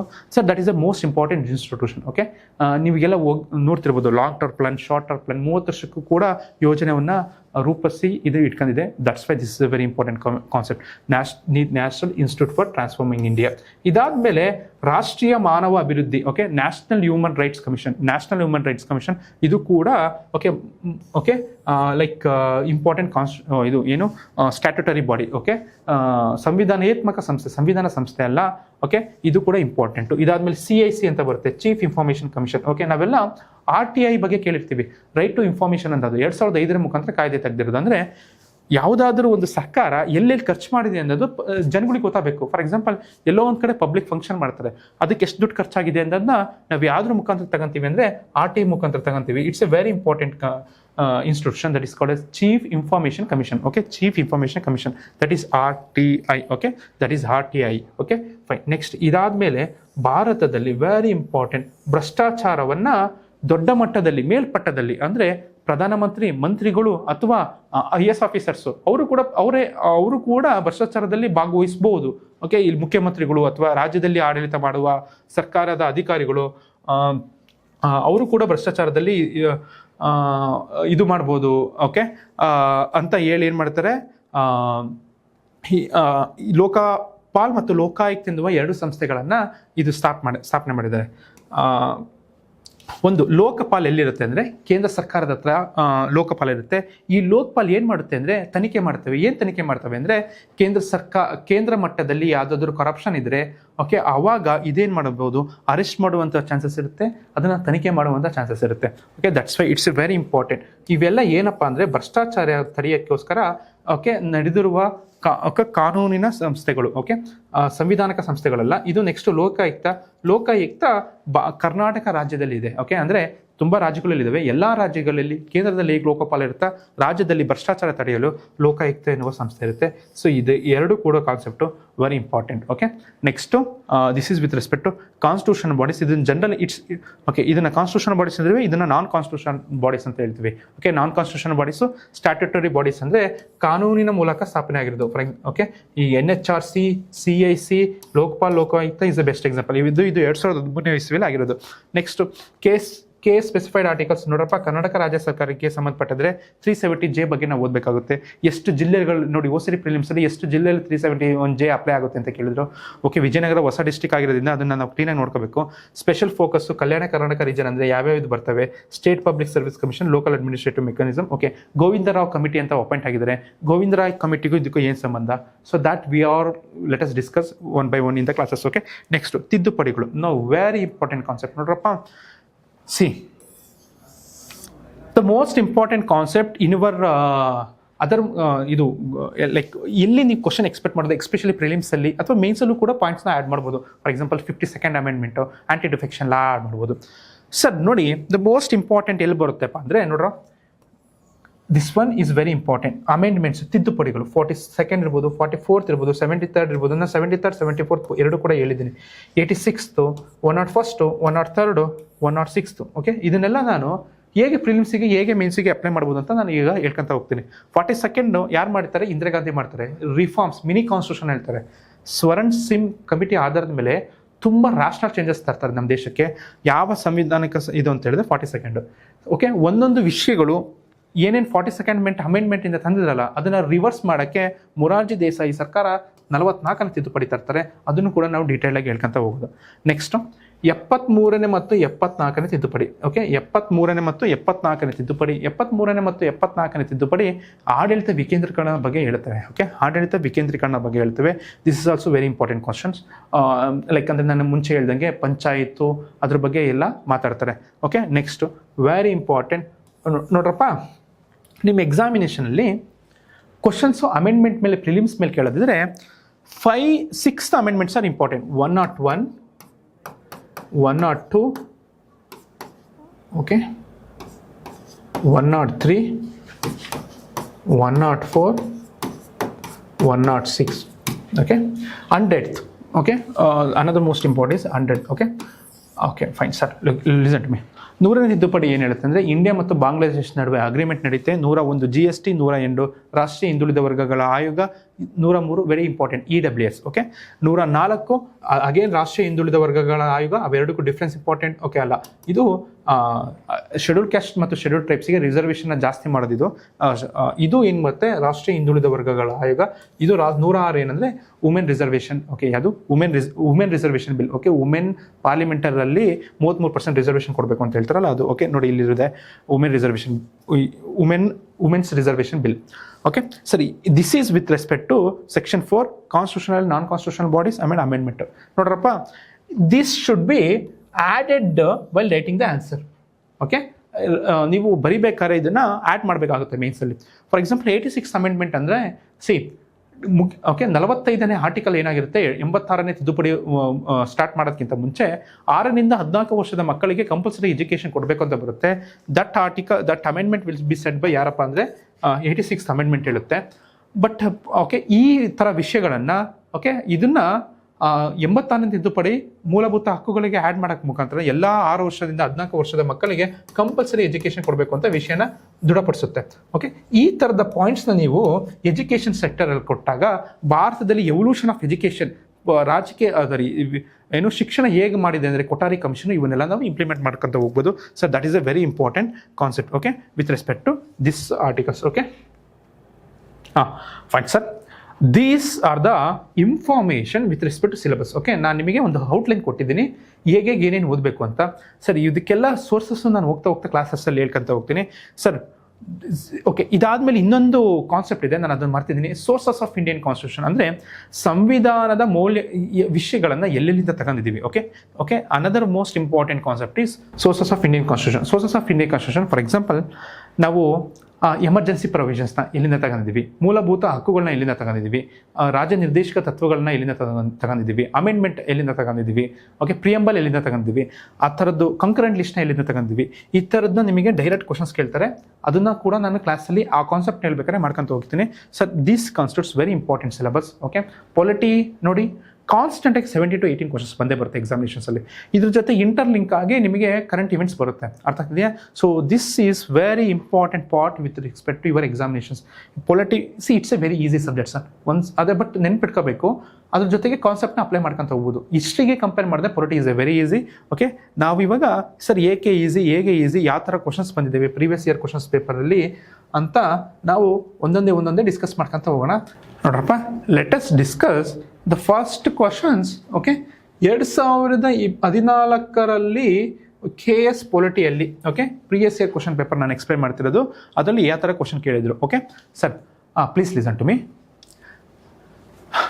ಇದನ್ನ ಯಾಕೆ ಕ್ವಶನ್ ಇರೋದು ಅಂದರೆ ಪ್ರೈಮ್ ಮಿನಿಸ್ಟರ್ ಬಗ್ಗೆ ಕೇಳ್ತಾರೆ, ಅಂದರೆ ಎಕ್ಸಿಕ್ಯೂಟಿವ್ ಕಾರ್ಯಾಂಗ ಬಗ್ಗೆ ಹೇಳ್ತಾರೆ. ನೋಡಿ, ನಾನು ಸಿಲೆಬಸ್ ಹೇಳ್ತೀನಿ, ಜೊತೆಗೆ ಹೇಳ್ತೀನಿ. Which one of the following powers of the prime ministers Which one of the following powers of the Prime Minister in relation to the Councils of Ministers has been wrongly listed? ಅಂದರೆ ಪ್ರಧಾನಮಂತ್ರಿಗೂ ಮತ್ತು ಮಂತ್ರಿ ಮಂಡಲದ ಜೊತೆ ಇರುವ ಸಂಬಂಧಗಳ ಬಗ್ಗೆ ನಾನು ಹೇಳ್ತಿದ್ದೆ. ಅಂದರೆ ಪ್ರಧಾನಮಂತ್ರಿ ಕೂಡ ಮಂತ್ರಿಮಂಡಲದ ಒಬ್ಬ ಸದಸ್ಯ, ಅವರು ಕೂಡ ಮತ್ತು ಮಂತ್ರಿ ಮಂಡಲ ಸಂಬಂಧ ಹೇಗಿದೆ, that we are going to explain in this okay question. Okay, see prime ministers and councils of minister. Sir, first question is Prime Minister can dismiss any minister if he finds that a minister is not cooperating with him. Okay, ಏನಂತ ಹೇಳ್ತಿದೆ ಅಂದರೆ prime minister ತನ್ನ ಜೊತೆ ಅವರು ಸಹಕರಿಸ್ತಿಲ್ಲ ಅಂತ ಹೇಳಿದೆ. If is not ಕೋಪರೇಟಿಂಗ್ ಈ can dismiss the okay minister ಅಂತ. Okay, ಇದನ್ನ ಹಾಗೆ ಆಪ್ಷನ್ಸ್ ಇಟ್ಕೊಳ್ಳೋಣ. ನೆಕ್ಸ್ಟ್ ನೋಡ್ಕೊತ ಹೋಗೋಣ. The members of the councils of minister are appointed by the president. Okay, ನಮಗೆಲ್ಲ ಗೊತ್ತಿರಂಗೆ ಪ್ರಧಾನಮಂತ್ರಿ ಮತ್ತು ಮಂತ್ರಿಮಂಡಲವನ್ನು ಯಾರು ನೇಮಕ ಮಾಡ್ತಾರೆ ಅಂತ ಹೇಳಿದ್ರೆ ಪ್ರೆಸಿಡೆಂಟ್. ಓಕೆ, ನೀವೆಲ್ಲ ನೋಡಿರ್ಬೋದು, ನರೇಂದ್ರ ಮೋದಿ ಪ್ರಧಾನಮಂತ್ರಿ ಆದ ತಕ್ಷಣ ಸಂಸತ್ ಭವನದಲ್ಲಿ ರಾಷ್ಟ್ರಪತಿಯವ್ರಿಗೂ ಇದನ್ನ ಮಾಡ್ತಾರೆ, ಓತ್ ಕೊಡ್ತಾರೆ. ಅದ್ರ ಜೊತೆಗೆ ಅವ್ರ ಹಿಂದೆ ಮಂತ್ರಿ ಇರ್ತಾರೆ, ಅವರೆಲ್ಲರಿಗೂ ಓತ್ ಕೊಡ್ತಾರೆ. ಯಾರು? President. On the recommendation of the prime minister. ನೋಡಿ, very important. Members of the councils of minister appointed by the president on the recommendation of the prime minister. It's a very important, it's a good. Okay, ನೋಡ್ರಪ್ಪ, elections ಆಗುತ್ತೆ. ಯಾವ ಪಕ್ಷಕ್ಕೆ ಅತ್ಯಂತ ಹೆಚ್ಚು ಸಂಖ್ಯೆಗಳು ಬಂದಿರ್ತಾರಲ್ಲ ಅಲ್ಲಿನ ಒಬ್ಬ ಲೀಡರ್ ಏನಾಗ್ತಾರೆ, ಪ್ರಧಾನಮಂತ್ರಿ ಆಗ್ತಾನೆ. ಈ ಪ್ರಧಾನಮಂತ್ರಿ ಆ ಗುಂಪಿನೊಳಗೆ, ಆ ಪಕ್ಷದೊಳಗಿರುವ ಯಾರು ಅತ್ಯಂತ ಹೆಚ್ಚು ಪರಿಣಾಮಕಾರಿಯಾಗಿ ಆಡಳಿತ ಮಾಡ್ಬೋದು ಅಂತ ದೃಷ್ಟಿ ಇಟ್ಕೊಂಡು ಮತ್ತು ಅನೇಕ ದೃಷ್ಟಿಗಳನ್ನ ಇಟ್ಕೊಂಡು ಯಾರನ್ನ ಅಪಾಯಿಂಟ್ಮೆಂಟ್ ಮಾಡ್ತಾರೆ? Councils of minister. ಇವ್ರು ಬೇಕು ಅಂತ ಹೇಳ್ತಾರೆ. ಇವ್ರಿಗೆ ಯಾರನ್ನ ಅಪಾಯಿಂಟ್ಮೆಂಟ್ ಮಾಡೋದು ಅಂದರೆ ಪ್ರೆಸಿಡೆಂಟು. ಯಾರ ರೆಕಮೆಂಡೇಶನ್ ಮೇಲೆ? Prime ministers. ಅಂದರೆ ಪ್ರೆಸಿಡೆಂಟಿಗೆ ಇಷ್ಟ ಬಂದಾಗ ಮಾಡಲ್ಲ, ಪ್ರೈಮ್ ಮಿನಿಸ್ಟರ್ ಯಾರಿಗೆ ಬೇಕೋ ಅವ್ರ ಟೀಮಲ್ಲಿ ಅಂತ ಹೇಳ್ತಾರಲ್ಲ ಅವ್ರನ್ನ ಏನು ಮಾಡ್ತಾರೆ, ಅಪಾಯಿಂಟ್ಮೆಂಟ್ ಮಾಡ್ತಾರೆ. Okay, this is right answer. So ಇದು ರಾಂಗ್ ಆಗೋಕ್ಕಾಗಲ್ಲ, ಇಲ್ಲಿ ಕ್ವಶನ್ ಕೇಳಿದ್ರೆ ರಾಂಗು. ನೆಕ್ಸ್ಟು, ಈ allocates portfolios among the members of the councils of minister. ಅಂದರೆ ಓಕೆ, ಯಾವ ವಿಷಯಗಳು, ಯಾವ ಮಿನಿಸ್ಟರ್ಗಳು ಯಾರ್ಯಾರು ಯಾವ್ಯಾವ ವಿಷಯಗಳನ್ನ ಮಿನಿಸ್ಟರ್ ಆಗಬೇಕು. ಫಾರ್ ಎಕ್ಸಾಂಪಲ್ ಇದೇನು ಹೇಳುತ್ತೆ ಅಂದರೆ ಪೋರ್ಟ್ಫೋಲಿಯೋಸ್ ಅಂದರೆ ಖಾತೆ, ಯಾವ ಖಾತೆ. ಫಾರ್ ಎಕ್ಸಾಂಪಲ್ ಶಿಕ್ಷಣ ಖಾತೆ, ನಮ್ಮೆಲ್ಲ ನೀವು ನೋಡಿರ್ಬೋದು, ಹೊಸ ಶಿಕ್ಷಣ ಖಾತೆ ಶಿಕ್ಷಕ ಯಾರು ಮಂತ್ರಿ ಆಗಿದ್ದಾರೆ, ಯಾರು ಪ್ರಹ್ಲಾದ್ ಜೋಶಿ. ಇವ್ರಿಗೆ ಯಾರಪ್ಪ ಹಂಚಿಕೆ ಮಾಡ್ಬೋದು, ಇವರೇ ಶಿಕ್ಷಣ ಮಂತ್ರಿ ಆಗಬೇಕು, ಇವರೇ ಎಜುಕೇಷನ್ ಯಾರು ಇದು ಡಿಫೆನ್ಸ್ ಮಿನಿಸ್ಟರ್ ಆಗಬೇಕು. ಓಕೆ, ಯಾರು ಡಿಫೆನ್ಸ್ ಮಿನಿಸ್ಟರ್ ಆಗಬೇಕು ಅಂತ. ಆಮೇಲೆ ಇವರೇ ಡಿಫೆನ್ಸ್ ಮಿನಿಸ್ಟರ್ ಆಗಬೇಕು. ಆಮೇಲೆ ಏನು ಶಿಕ್ಷಣ ಮಂತ್ರಿ, ನೆಕ್ಸ್ಟು ಹೋಮ್ ಮಿನಿಸ್ಟರು, ಅಥವಾ ಹೋಮ್ ಮಿನಿಸ್ಟರ್ ಆದಮೇಲೆ ಕೋಆಪರೇಟಿವ್ ಮಿನಿಸ್ಟರು, ಆಮೇಲೆ ಹೆಲ್ತ್ ಮಿನಿಸ್ಟರು. ಇದನ್ನೆಲ್ಲ ಯಾರು ಡಿಸೈಡ್ ಮಾಡ್ತಾರೆ?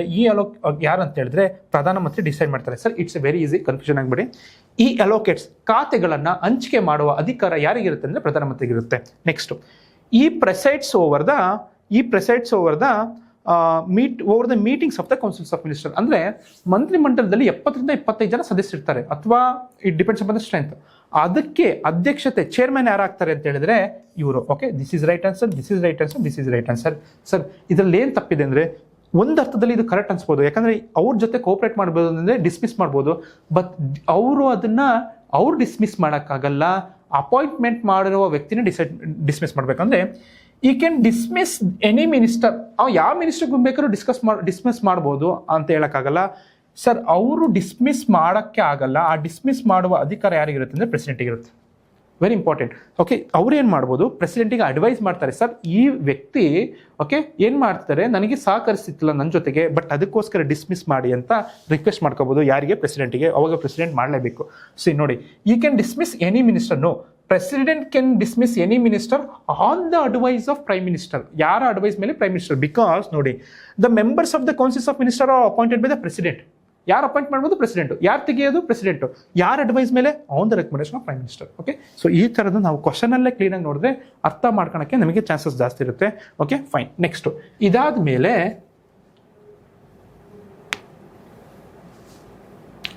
ಮೇಲೆ ಸರ್ ನೋಡಿ, it's very easy question. Okay, ನೀವೆಲ್ಲ ಪ್ರಿಯಂಬಲ್ ಓದಿದ್ರೆ ಗೊತ್ತಾಗುತ್ತೆ. Name the basic wordings of the preamble of the Indian constitution. Preamble okay basics wording ಏನೇನು ತಪ್ಪಾಗಿದೆ ಅಂದರೆ ಓಕೆ ನೋಡಿ, we the people of India solemnly resolve to constitute India into sovereign, socialistic, secular, democratic, republic. Okay, ನಾವೆಲ್ಲ preamble ಓದ್ಬೇಕಾದ್ರೆ ಈಗೆಲ್ಲ ಇರುತ್ತೆ. ಇಲ್ಲಿ order ಪ್ರಕಾರ ಯಾವ್ದು ತಪ್ಪಿದೆ ಯಾವ್ದು ಸರಿ ಇದೆ ಅಂತ ನೋಡಬೇಕು. ಅಂದರೆ federal, secular, democratic, republic correct ಇದೆಯೋ, ಸಾವರಿನ್, ಸೆಕ್ಯುಲರ್, ಡೆಮೊಕ್ರಾಟಿಕ್, ರಿಪಬ್ಲಿಕ್ ಸರಿ ಇದೆಯೋ, sovereign, socialistic, secular, democratic, republic correct ಇದೆಯೋ, federal, socialistic, secular, democratic, republic correct ಇದೆಯಾ? ಓಕೆ, ಇದರದ್ದು ಬಗ್ಗೆ ನಾವು ಕ್ಲೀನಾಗಿ ನೋಡಬೇಕು. Okay, fine sir, option C is the right answer. Okay, ಯಾವುದಪ್ಪ ಸರಿಯಾದ ಉತ್ತರ ಅಂತ ಹೇಳಿದ್ರೆ option C. Okay, SSDR. Okay, ನಾವು ಪ್ರಿಯಂಬಲ್ ಓದ್ಬೇಕಾರೆ ಸಾವರಿನ್ ಫಸ್ಟ್ ಬರುತ್ತೆ, ಆಮೇಲೆ ಸೋಷಿಯಲಿಸ್ಟಿಕ್ ಬರುತ್ತೆ, ಆಮೇಲೆ ಸೆಕ್ಯುಲರ್ ಬರುತ್ತೆ, ಆಮೇಲೆ ಡೆಮೊಕ್ರಾಟಿಕ್ ಬರುತ್ತೆ, ಆಮೇಲೆ ರಿಪಬ್ಲಿಕ್ ಬರುತ್ತೆ. Okay sir, this is the order. ಇವ್ರು ಏನು ಕೇಳಿದ್ರೆ ಇಷ್ಟೇ ಈಸಿ ಕ್ವಶನ್. ಆರ್ಡರ್ ಪ್ರಕಾರ ನೀವು ಈ ವರ್ಡ್ಸ್ನ ಹೇಳಿ ಅಂತ ಹೇಳ್ತಾರೆ. Sir all this words are very important. ನಾವು ಇದನ್ನು ಮಾಡೋಕ್ಕೆ ನಿಮಗೆ 1 ಗಂಟೆ ಬೇಕಾಗುತ್ತೆ. ಸಾವರಿನ್ ಅಂದ್ರೆ ಏನು, ಸೋಷಿಯಲಿಸ್ಟಿಕ್ ಅಂದ್ರೆ ಏನು, ಜಾತ್ಯತೀತ ಅಂದ್ರೆ ಏನು, ಪ್ರಜಾಪ್ರಭುತ್ವ ಅಂದ್ರೆ ಏನು, ರಿಪಬ್ಲಿಕ್ ಅಂದ್ರೆ ಏನು, ಪ್ರಜಾಸತ್ತಾತ್ಮಕ ಅಂದ್ರೆ ಏನು ಅಂತ ನಾವು ಆ ಕ್ಲಾಸಲ್ಲಿ ಹೇಳೋಣ. Preamble, this is also important question and it's a very easy question that was asked in your examinations. Okay, let us go for the next question. Next okay, ಇದರಲ್ಲಿ ಯಾವುದು ಕರೆಕ್ಟು ಅಂತ ಹೇಳ್ತೇನೆ. Okay, IAS is a Mandarin type of civil services compared very broadly to examination recruitment of IAS services in British ಮತ್ತು France ಮತ್ತು Japan. ಅಂದರೆ IAS examinations ನಾವು okay ಅವ್ರು ಏನು ಮಾಡಿದ್ದಾರೆ, ಬ್ರಿಟನ್ ಟೈಪ್ ಇದೆಯಾ ಅಂತ ಕೇಳಿದ್ದಾರೆ. Okay, let us keep this option. IAS officer are allocated to the central government. IAS ಆಫೀಸರ್ಸ್ಗಳನ್ನ ಎಲ್ಲಿಗೆ ಅಲೋಕೇಟ್ ಮಾಡ್ತಾರೆ ಅಂತ ಹೇಳಿದ್ರೆ ಕೇಂದ್ರ ಸರ್ಕಾರ ಅಲೋಕೇಟ್ ಮಾಡ್ತಾರೆ. And are allotted to the central government and have no need to specialize in a state language, customs law. Okay, ಅಂದರೆ ಒಂದು ಭಾಷೆಯಲ್ಲಿ ಅವರು ಸ್ಪೆಷಲೈಸ್ ಮಾಡೋ ಅಧಿಕಾರ ಇಲ್ಲ ಅಂತ ಹೇಳ್ತಾರೆ. Let us keep this question. The key administrative and police position in the state government are designated to only state civil services officers. Okay, ಇದನ್ನು ಕೂಡ ನೋಡಿ. ಅಂದರೆ ಒಂದು ರಾಜ್ಯದಲ್ಲಿ ಅತ್ಯಂತ ಇಂಪಾರ್ಟೆಂಟ್ ಪೊಸಿಷನ್ಸ್ಗಳನ್ನ ಓಕೆ ರಾಜ್ಯ ಲೋಕಸೇವಾ ಆಯೋಗದಿಂದ ಬಂದಿರೋ ಅಧಿಕಾರಿಗಳಿಗೆ ಮಾತ್ರ ಮೀಸಲಿದೆ ಅಂತ ಕ್ವಶನ್ ಕೇಳಿದ್ದಾರೆ. ಓಕೆ, ಇದನ್ನು ಕೂಡ ಹೇಳೋಣ. The existing Indian administrative and police services were deemed to be service created by the Constitution and have no supporting by Parliament Act. Okay, fine sir. Okay, ಇದರಲ್ಲಿ ನೋಡ್ರಪ್ಪ, C which is the wrong answer ಅಂದರೆ, C the key administrative and police position in the state government are designated to only state civil services officer. ನೋಡಿ ಇದಕ್ಕೆ ಯಾಕೆ wrong ಅಂತ ಹೇಳಿದ್ರೆ, okay, because C ಈ ಪೊಸಿಷನ್ಸ್ಗಳನ್ನ state civil services ಅಂದರೆ ರಾಜ್ಯದಲ್ಲಿರುವ ಅಧಿಕಾರಿಗಳಿಗೆ ಮಾತ್ರ ಅಲ್ಲ, ನೋಡಿ ಇದನ್ನ ಕೂಡ ಲೋಕ ಸೇವಾ ಆಯೋಗದಿಂದ ಬಂದಿರುವ, ಅಂದರೆ ನಾವೆಲ್ಲ ಗೊತ್ತಿರೋದು ನೋಡ್ರಪ್ಪ, UPSC ಎಕ್ಸಾಮಿನೇಷನ್ಸ್ ಮಾಡ್ತಾರೆ. Please try to understand. UPSCಯಲ್ಲಿ ಆಲ್ ಇಂಡಿಯಾ ಸರ್ವಿಸಸ್ ಅಂತ ಇದ್ದಾವೆ, IAS, IPS, IFS, okay, Indian forest service. ಇವ್ರು ಏನು ಮಾಡ್ತಾರೆ, UPSC ಈ ಆಲ್ ಇಂಡಿಯಾ ಸರ್ವಿಸಸ್ಸಲ್ಲಿ ಬಂದು ಅವರು ಆಯ್ಕೆ ಮಾಡಿ ಆ ಪಟ್ಟಿಯನ್ನು ಅವ್ರನ್ನ ಆ ಅಧಿಕಾರಿಗಳನ್ನ ರಾಜ್ಯಗಳಿಗೆ ಹಂಚುತ್ತಾರೆ. ಓಕೆ, ಆ ರಾಜ್ಯದ ಅಧಿಕಾರಿಗಳು ಇಲ್ಲಿ ಬಂದು ಆಡಳಿತ ಮಾಡೋಕ್ಕೆ ಸ್ಟಾರ್ಟ್ ಮಾಡ್ತಾರೆ. ಓಕೆ ಫೈನ್, ಅದಕ್ಕೋಸ್ಕರ ನೀವೆಲ್ಲ ನೋಡಿರ್ಬೋದು IPS ಆಫೀಸರ್ ಇವತ್ತು ಅವ್ರು ಬೇರೆ ಯಾವುದೋ ರಾಜ್ಯದಲ್ಲಿ ಇರ್ತಾರೆ. ನಮ್ಮ ದೇಶದಲ್ಲಿ for example best is a secretariat, okay, ಯಾರು cabinet secretary, okay, she is a women, she is from other state, she is not state level officer, ಅಂದರೆ IAS ಆಫೀಸರ್. ಅಂದರೆ ನೋಡಿ, the key administrative and police position in the state government are designated to only state civil service ಅಂದರೆ it's wrong answer. Okay sir, this is with respect to this question. So fine, next fourth one. Okay fine, ನೋಡ್ರಪ್ಪ, it's a very important question. ಏನು ಹೇಳುತ್ತಪ್ಪ ಇದರಲ್ಲಿ ಅಂದರೆ, national commission for women, okay, ರಾಷ್ಟ್ರೀಯ ಮಹಿಳಾ ಆಯೋಗ. Okay, ಈ question ಅರ್ಥ ಮಾಡ್ಕೋಬೇಕು. ರಾಷ್ಟ್ರೀಯ ಮಹಿಳಾ ಆಯೋಗ was set up as a statutory body. Okay, was a set up as a statutory body. Question ಅರ್ಥ ಮಾಡ್ಕೋಬೇಕು. In January 1982, okay fine, under the national commission for women act, okay, under the national commission for women act to for, ಇದು standard. ಇದ್ರ ಮೇಲೆ question ಕೇಳ್ಬೋದು. ಅಂದರೆ ರಾಷ್ಟ್ರೀಯ ಮಹಿಳಾ ಆಯೋಗ ನಾವು ಅರ್ಥ ಮಾಡ್ಕೋಬೇಕು, ಸಂವಿಧಾನ ಸಂಸ್ಥೆ ಅಲ್ಲ, ಅಂದರೆ ಕಾನೂನಿನ ಮೂಲಕ ಒಂದು ಸ್ಥಾಪಿಸ್ತಾ ಇರುವ ಒಂದು ಸಂಸ್ಥೆ. Very important. Is a statutory body, okay, ಶಾಸನಾತ್ಮಕ ಸಂಸ್ಥೆ. ಎಷ್ಟನೇ ಇಸ್ವಿಯಲ್ಲಿ ಸ್ಥಾಪನೆ ಆಗಿರೋದು 1992. ಸ್ಥಾಪನೆ ಆಗಬೇಕು ಅಂದರೆ ಯಾವ ಕಾಯ್ದೆ ಹೇಳಿದ್ದು? 1999 ಕಾಯ್ದೆ. ಓಕೆ, ಏನು ಹೇಳುತ್ತೆ ಇದು? ಓಕೆ, ಏನು ಹೇಳುತ್ತೆ? What is the information that deals with national commission for women ಅಂತ ಕೇಳಿದ್ರೆ, the answer is okay, review the constitutional legal safeguards for women. ಅಂದರೆ ಸರ್, ಈ ಸಂಸ್ಥೆ ಕಾರ್ಯನಿರ್ವಹಣೆ ಏನು ಮಾಡುತ್ತೆ ಅಂದರೆ, ಹೆಣ್ಮಕ್ಳಿಗೆ ಸಂವಿಧಾನಾತ್ಮಕವಾಗಿ ಹೇಗೆ ಅಥವಾ ಕಾನೂನಿನ ಮೂಲಕ ಹೇಗೆ ನೆರವನ್ನು ಕೊಡಬೇಕು ಅನ್ನೋದನ್ನ ಡಿಸ್ಕಸ್ ಮಾಡುತ್ತೆ. It is right answer. Next, recommend remedial legislative measures, ಅಂದರೆ ಶಾಸನದಲ್ಲಿ ಓಕೆ ಹೇಗೆ ನಾವು ಹೆಣ್ಣು ಮಕ್ಕಳನ್ನ ಮುಂದಕ್ಕೆ ತರ್ಬೋದು ಅಂತ ಹೇಳುತ್ತೆ. ಸರ್, ಬೆಸ್ಟ್ ಎಕ್ಸಾಂಪಲ್, ಇದಕ್ಕೆ ಎಕ್ಸಾಂಪಲ್ ಏನು ಕೊಡಬೇಕು ಅಂದರೆ 106ನೇ ತಿದ್ದುಪಡಿ. 106ನೇ ತಿದ್ದುಪಡಿ ಸಂವಿಧಾನದ ಒಂದು ತಿದ್ದುಪಡಿ. ಓಕೆ, ಅದೊಂದು ಶಾಸನಾತ್ಮಕ ತಿದ್ದುಪಡಿ. ಏನು ಮಾಡಿದಾರಪ್ಪ, ಕೇಂದ್ರ ಸರ್ಕಾರ ಆ ತಿದ್ದುಪಡಿನ ತಂದು ಲೋಕಸಭಾ ಮತ್ತು ವಿಧಾನಸಭಾದಲ್ಲಿ ಟೋಟಲ್ ನಂಬರ್ ಆಫ್ ಸೀಟ್ಸ್, ಎಷ್ಟು MLA ಸೀಟ್ಸು ಅಥವಾ MP ಸೀಟ್ಸ್ ಇದಾವಲ್ಲ, 33% ರಿಸರ್ವೇಷನ್ನ ಯಾರಿಗಿಡ್ತಾರೆ? ಹೆಣ್ಣು ಮಕ್ಕಳಿಗೆ ಮಾತ್ರ ಇಡ್ತಾರೆ. ಆ ಮೂಲಕ ಹೆಣ್ಣು ಮಕ್ಕಳಿಗೂ ಕೂಡ ಏನು ಆಡಳಿತದ ಒಂದು ಅನುಭವ ಇರಬೇಕು, ಆಡಳಿತ ಸಿಗಬೇಕು, ಅವರಿಗೂ ಆಡಳಿತ ಇದನ್ನ ಇರಬೇಕು ಅಂತ ಹೇಳೋದಕ್ಕೋಸ್ಕರ ಕೇಂದ್ರ ಸರ್ಕಾರ ಮಾಡಿದೆ. ಇದಕ್ಕೆ ಬೆಸ್ಟ್ ಎಕ್ಸಾಂಪಲ್ ಇದು 106ನೇ ತಿದ್ದುಪಡಿ. Recommend remedial legislative measure. Okay, ಕಾನೂನಿನ ಶಾಸನಾತ್ಮಕ ಮೂಲಕ ಹೇಗೆ ಅವ್ರನ್ನ ಮುಂದಕ್ಕೆ ತರ್ಬೋದು. ಫೆಸಿಲಿಟೇಟ್ ರೀಅಡ್ರೆಸಲ್ ಗ್ರೀವೆನ್ಸಸ್, ಅಂದರೆ ಅವ್ರಿಗೆ ಏನೇನು ಪ್ರಾಬ್ಲಮ್ ಫೇಸ್ ಮಾಡ್ತಾರಲ್ಲ, ಆ ಪ್ರಾಬ್ಲಮ್ ಫೇಸ್ ಮಾಡಿರೋನ್ನ ಅವ್ರಿಗೆ ಹೇಗೆ ಸಾಲ್ವ್ ಮಾಡ್ಬೋದು ಅನ್ನೋದನ್ನ ತನಿಖೆ ಮಾಡೋಕ್ಕೆ ಸಂಸ್ಥೆ ಇರಬೇಕು ಅಂತ ಹೇಳ್ತಾರೆ.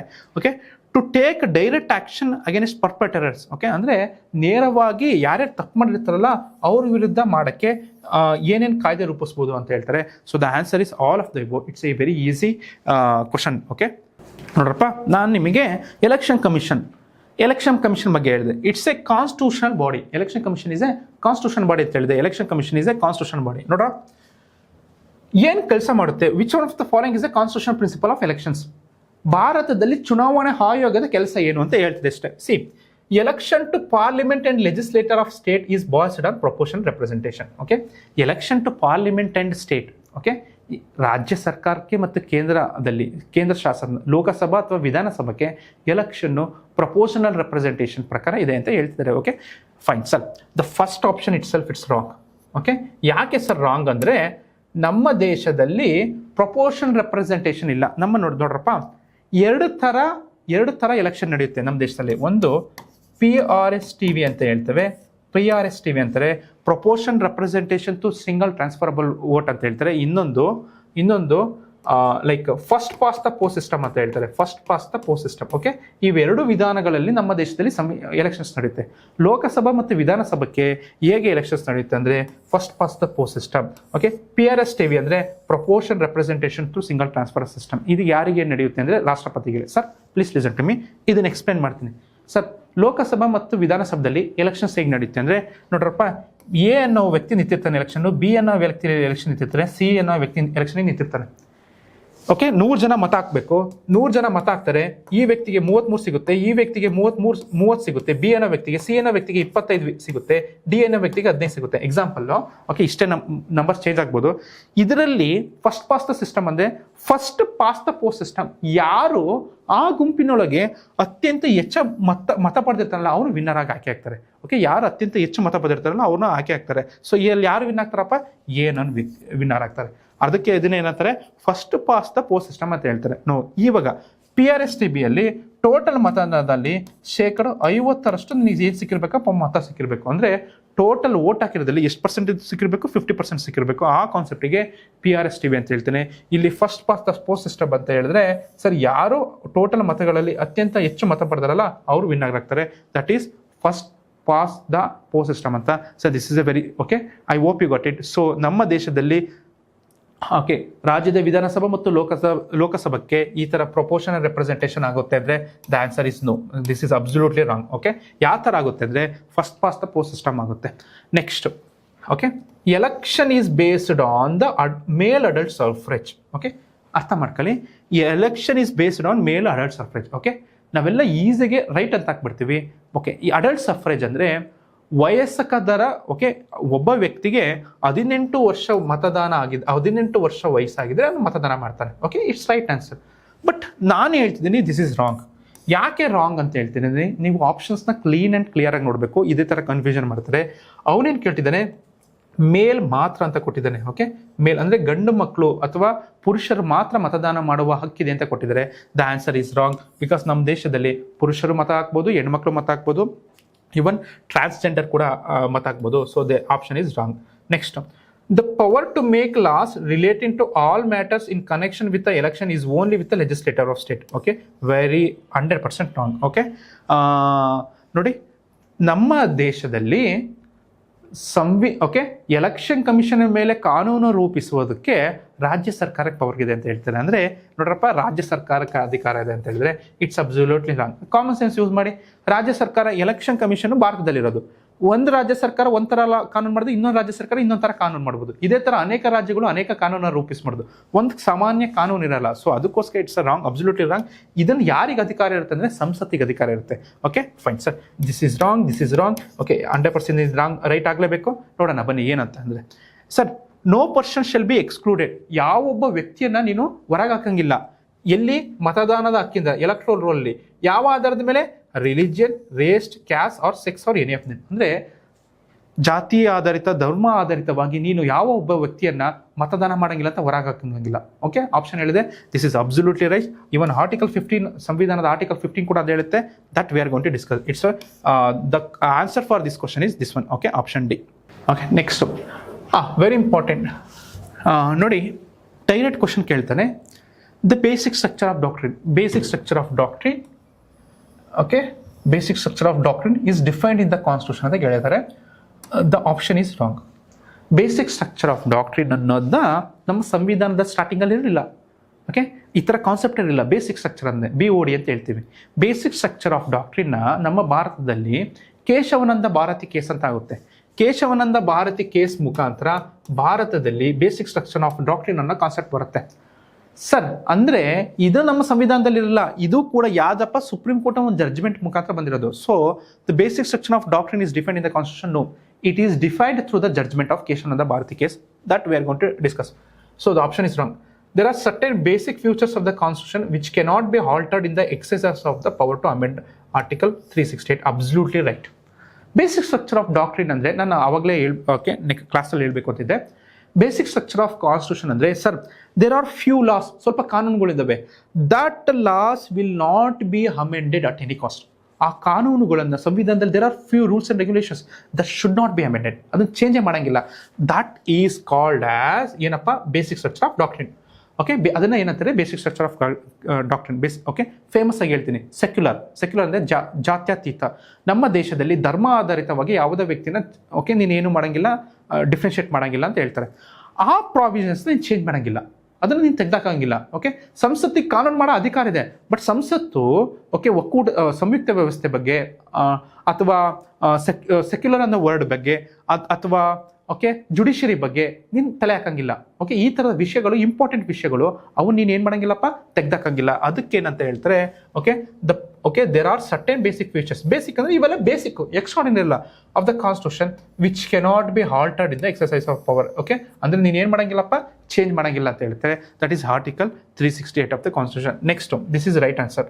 The parliament can amend. Parliament ಏನು ಮಾಡೋದಪ್ಪ, can amend all the provisions of the constitution. ನಮ್ಮ ಸಂವಿಧಾನದಲ್ಲಿರುವ ಎಲ್ಲ ಪ್ರಾವಿಷನ್ಸ್ಗಳನ್ನ ಪಾರ್ಲಿಮೆಂಟ್ ಅಮೆಂಡ್ಮೆಂಟ್ ಮಾಡ್ಬೋದು. ಹೂ ಕ್ಯಾನ್ ಅಮೆಂಡ್ ಅಂದರೆ parliament can amend all the provisions of the constitution and judicial review shall not apply to such amendments. It's a very important concept. ನೋಡಪ್ಪ ಏನು ಹೇಳ್ತಿದ್ದಾರೆ, ಸಂಸತ್ತು can amend all the provisions of the constitution ಅಂತ ಹೇಳ್ತಾರೆ. Okay ಸಂಸತ್ತು ಎಲ್ಲ ಪ್ರಾವಿಷನ್ಸ್ನ amendment ಮಾಡ್ಬೋದಾ. ಆಮೇಲೆ judicial review shall not apply of such amendments. Say it's very easy. ನೋಡ್ರಪ್ಪ ನಾನು ಇದಕ್ಕಿಂತ ಮುಂಚೆನೇ ಹೇಳಿದ್ದೀನಿ, there are few provisions in the constitution. ಸಂವಿಧಾನದಲ್ಲಿ ಸ್ವಲ್ಪ ಮೌಲ್ಯಗಳಿದ್ದಾವೆ, ಅದು ನೀನು ಏನು ಮಾಡೋದು ಚೇಂಜ್ ಮಾಡೋಕ್ಕಾಗಲ್ಲ ಅಂತ ಹೇಳಿದ್ದೀನಿ. So the option for is wrong. You cannot amend all the provisions of the constitution. Okay, judicial review apply ಆಗುತ್ತೆ. ಏನಾದ್ರು okay for example basics of structure of doctrine ಅಂತ ಹೇಳ್ತಾರಲ್ಲ, ಆ ವಿಷಯದ ಮೇಲೆ ಸಂವಿಧಾನ ಏನಾದ್ರು ಚೇಂಜ್ ಸಂಸತ್ ಚೇಂಜ್ ಮಾಡಕ್ ಹೋದ್ರೆ ಜುಡಿಷಿಯಲ್ ರಿವ್ಯೂ ಬಂದು ಕ್ಯಾನ್ಸಲ್ ಮಾಡಿ ಹೋಗಪ್ಪ ಅಂತ ಹೇಳ್ತಾರೆ. ಅರ್ಥ ಆಗ್ತಿದೆಯಾ? So this is wrong. Okay the basic features of the constitution have been listed by the Supreme Court exclusively in the Golknath case. No, it's absolutely wrong. Starting ಇದಾಗಿದ್ದು ಯಾವುದು ಯಾದಪ್ಪ ಕೇಶವಾನಂದ ಭಾರತಿ ಕೇಸಲ್ಲಿ. So the answer is option C only. Okay, fine. Okay, next one. C habeas corpus, ಇವೆಲ್ಲ writs ಅರ್ಜಿಗಳು. ಸ್ವಲ್ಪ ಸ್ಪೀಡಾಗಿ ಹೋಗ್ತೀನಿ.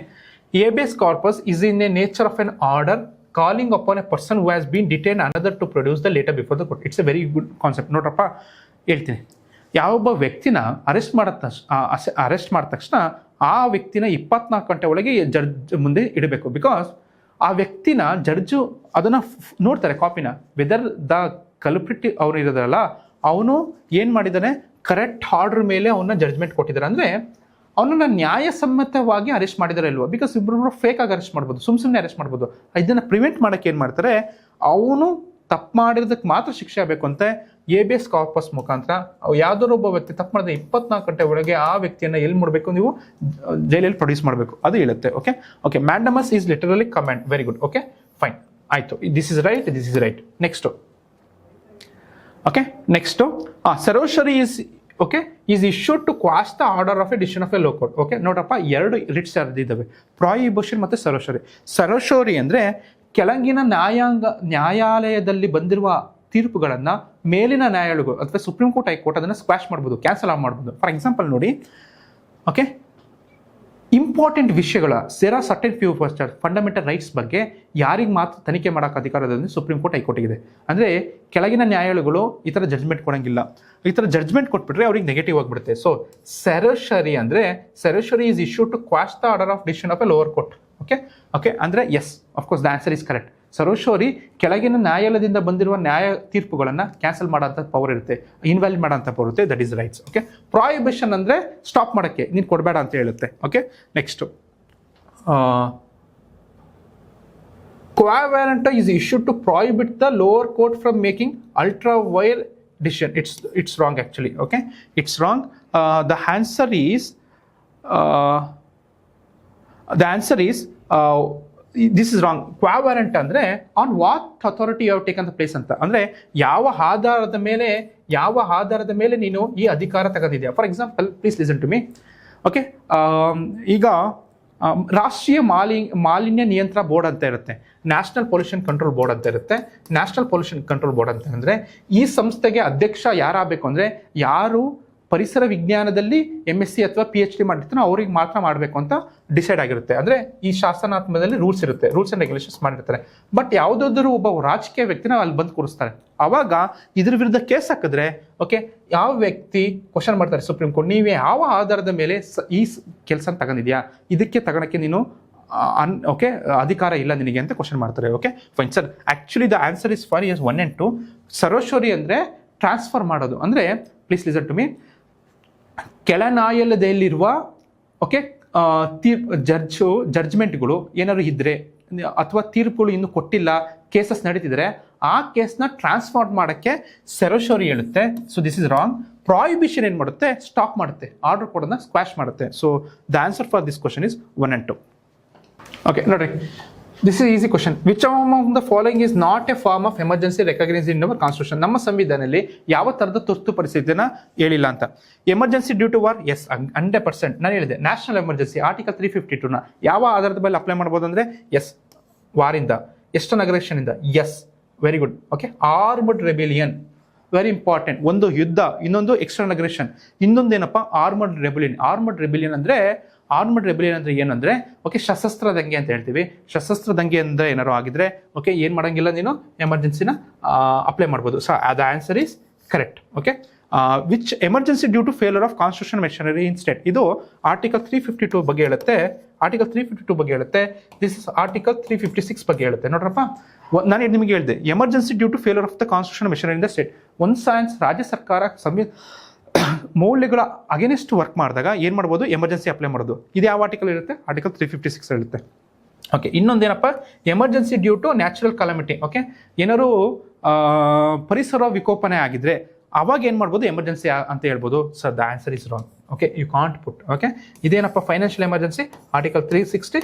S you can apply the emergency on it. Okay so the correct answer for this question is this one, option C, emergency due to natural force. ಇದು 352, ಇದು 356, ಇದು 360. Okay next one. Okay sir this is with respect to I am going to explain to you. ಒಂದು 5 minutes break ತಗೊಂತೀವಿ, ಅದಾದಮೇಲೆ ಮತ್ತೆ ಬರ್ತೀವಿ. Okay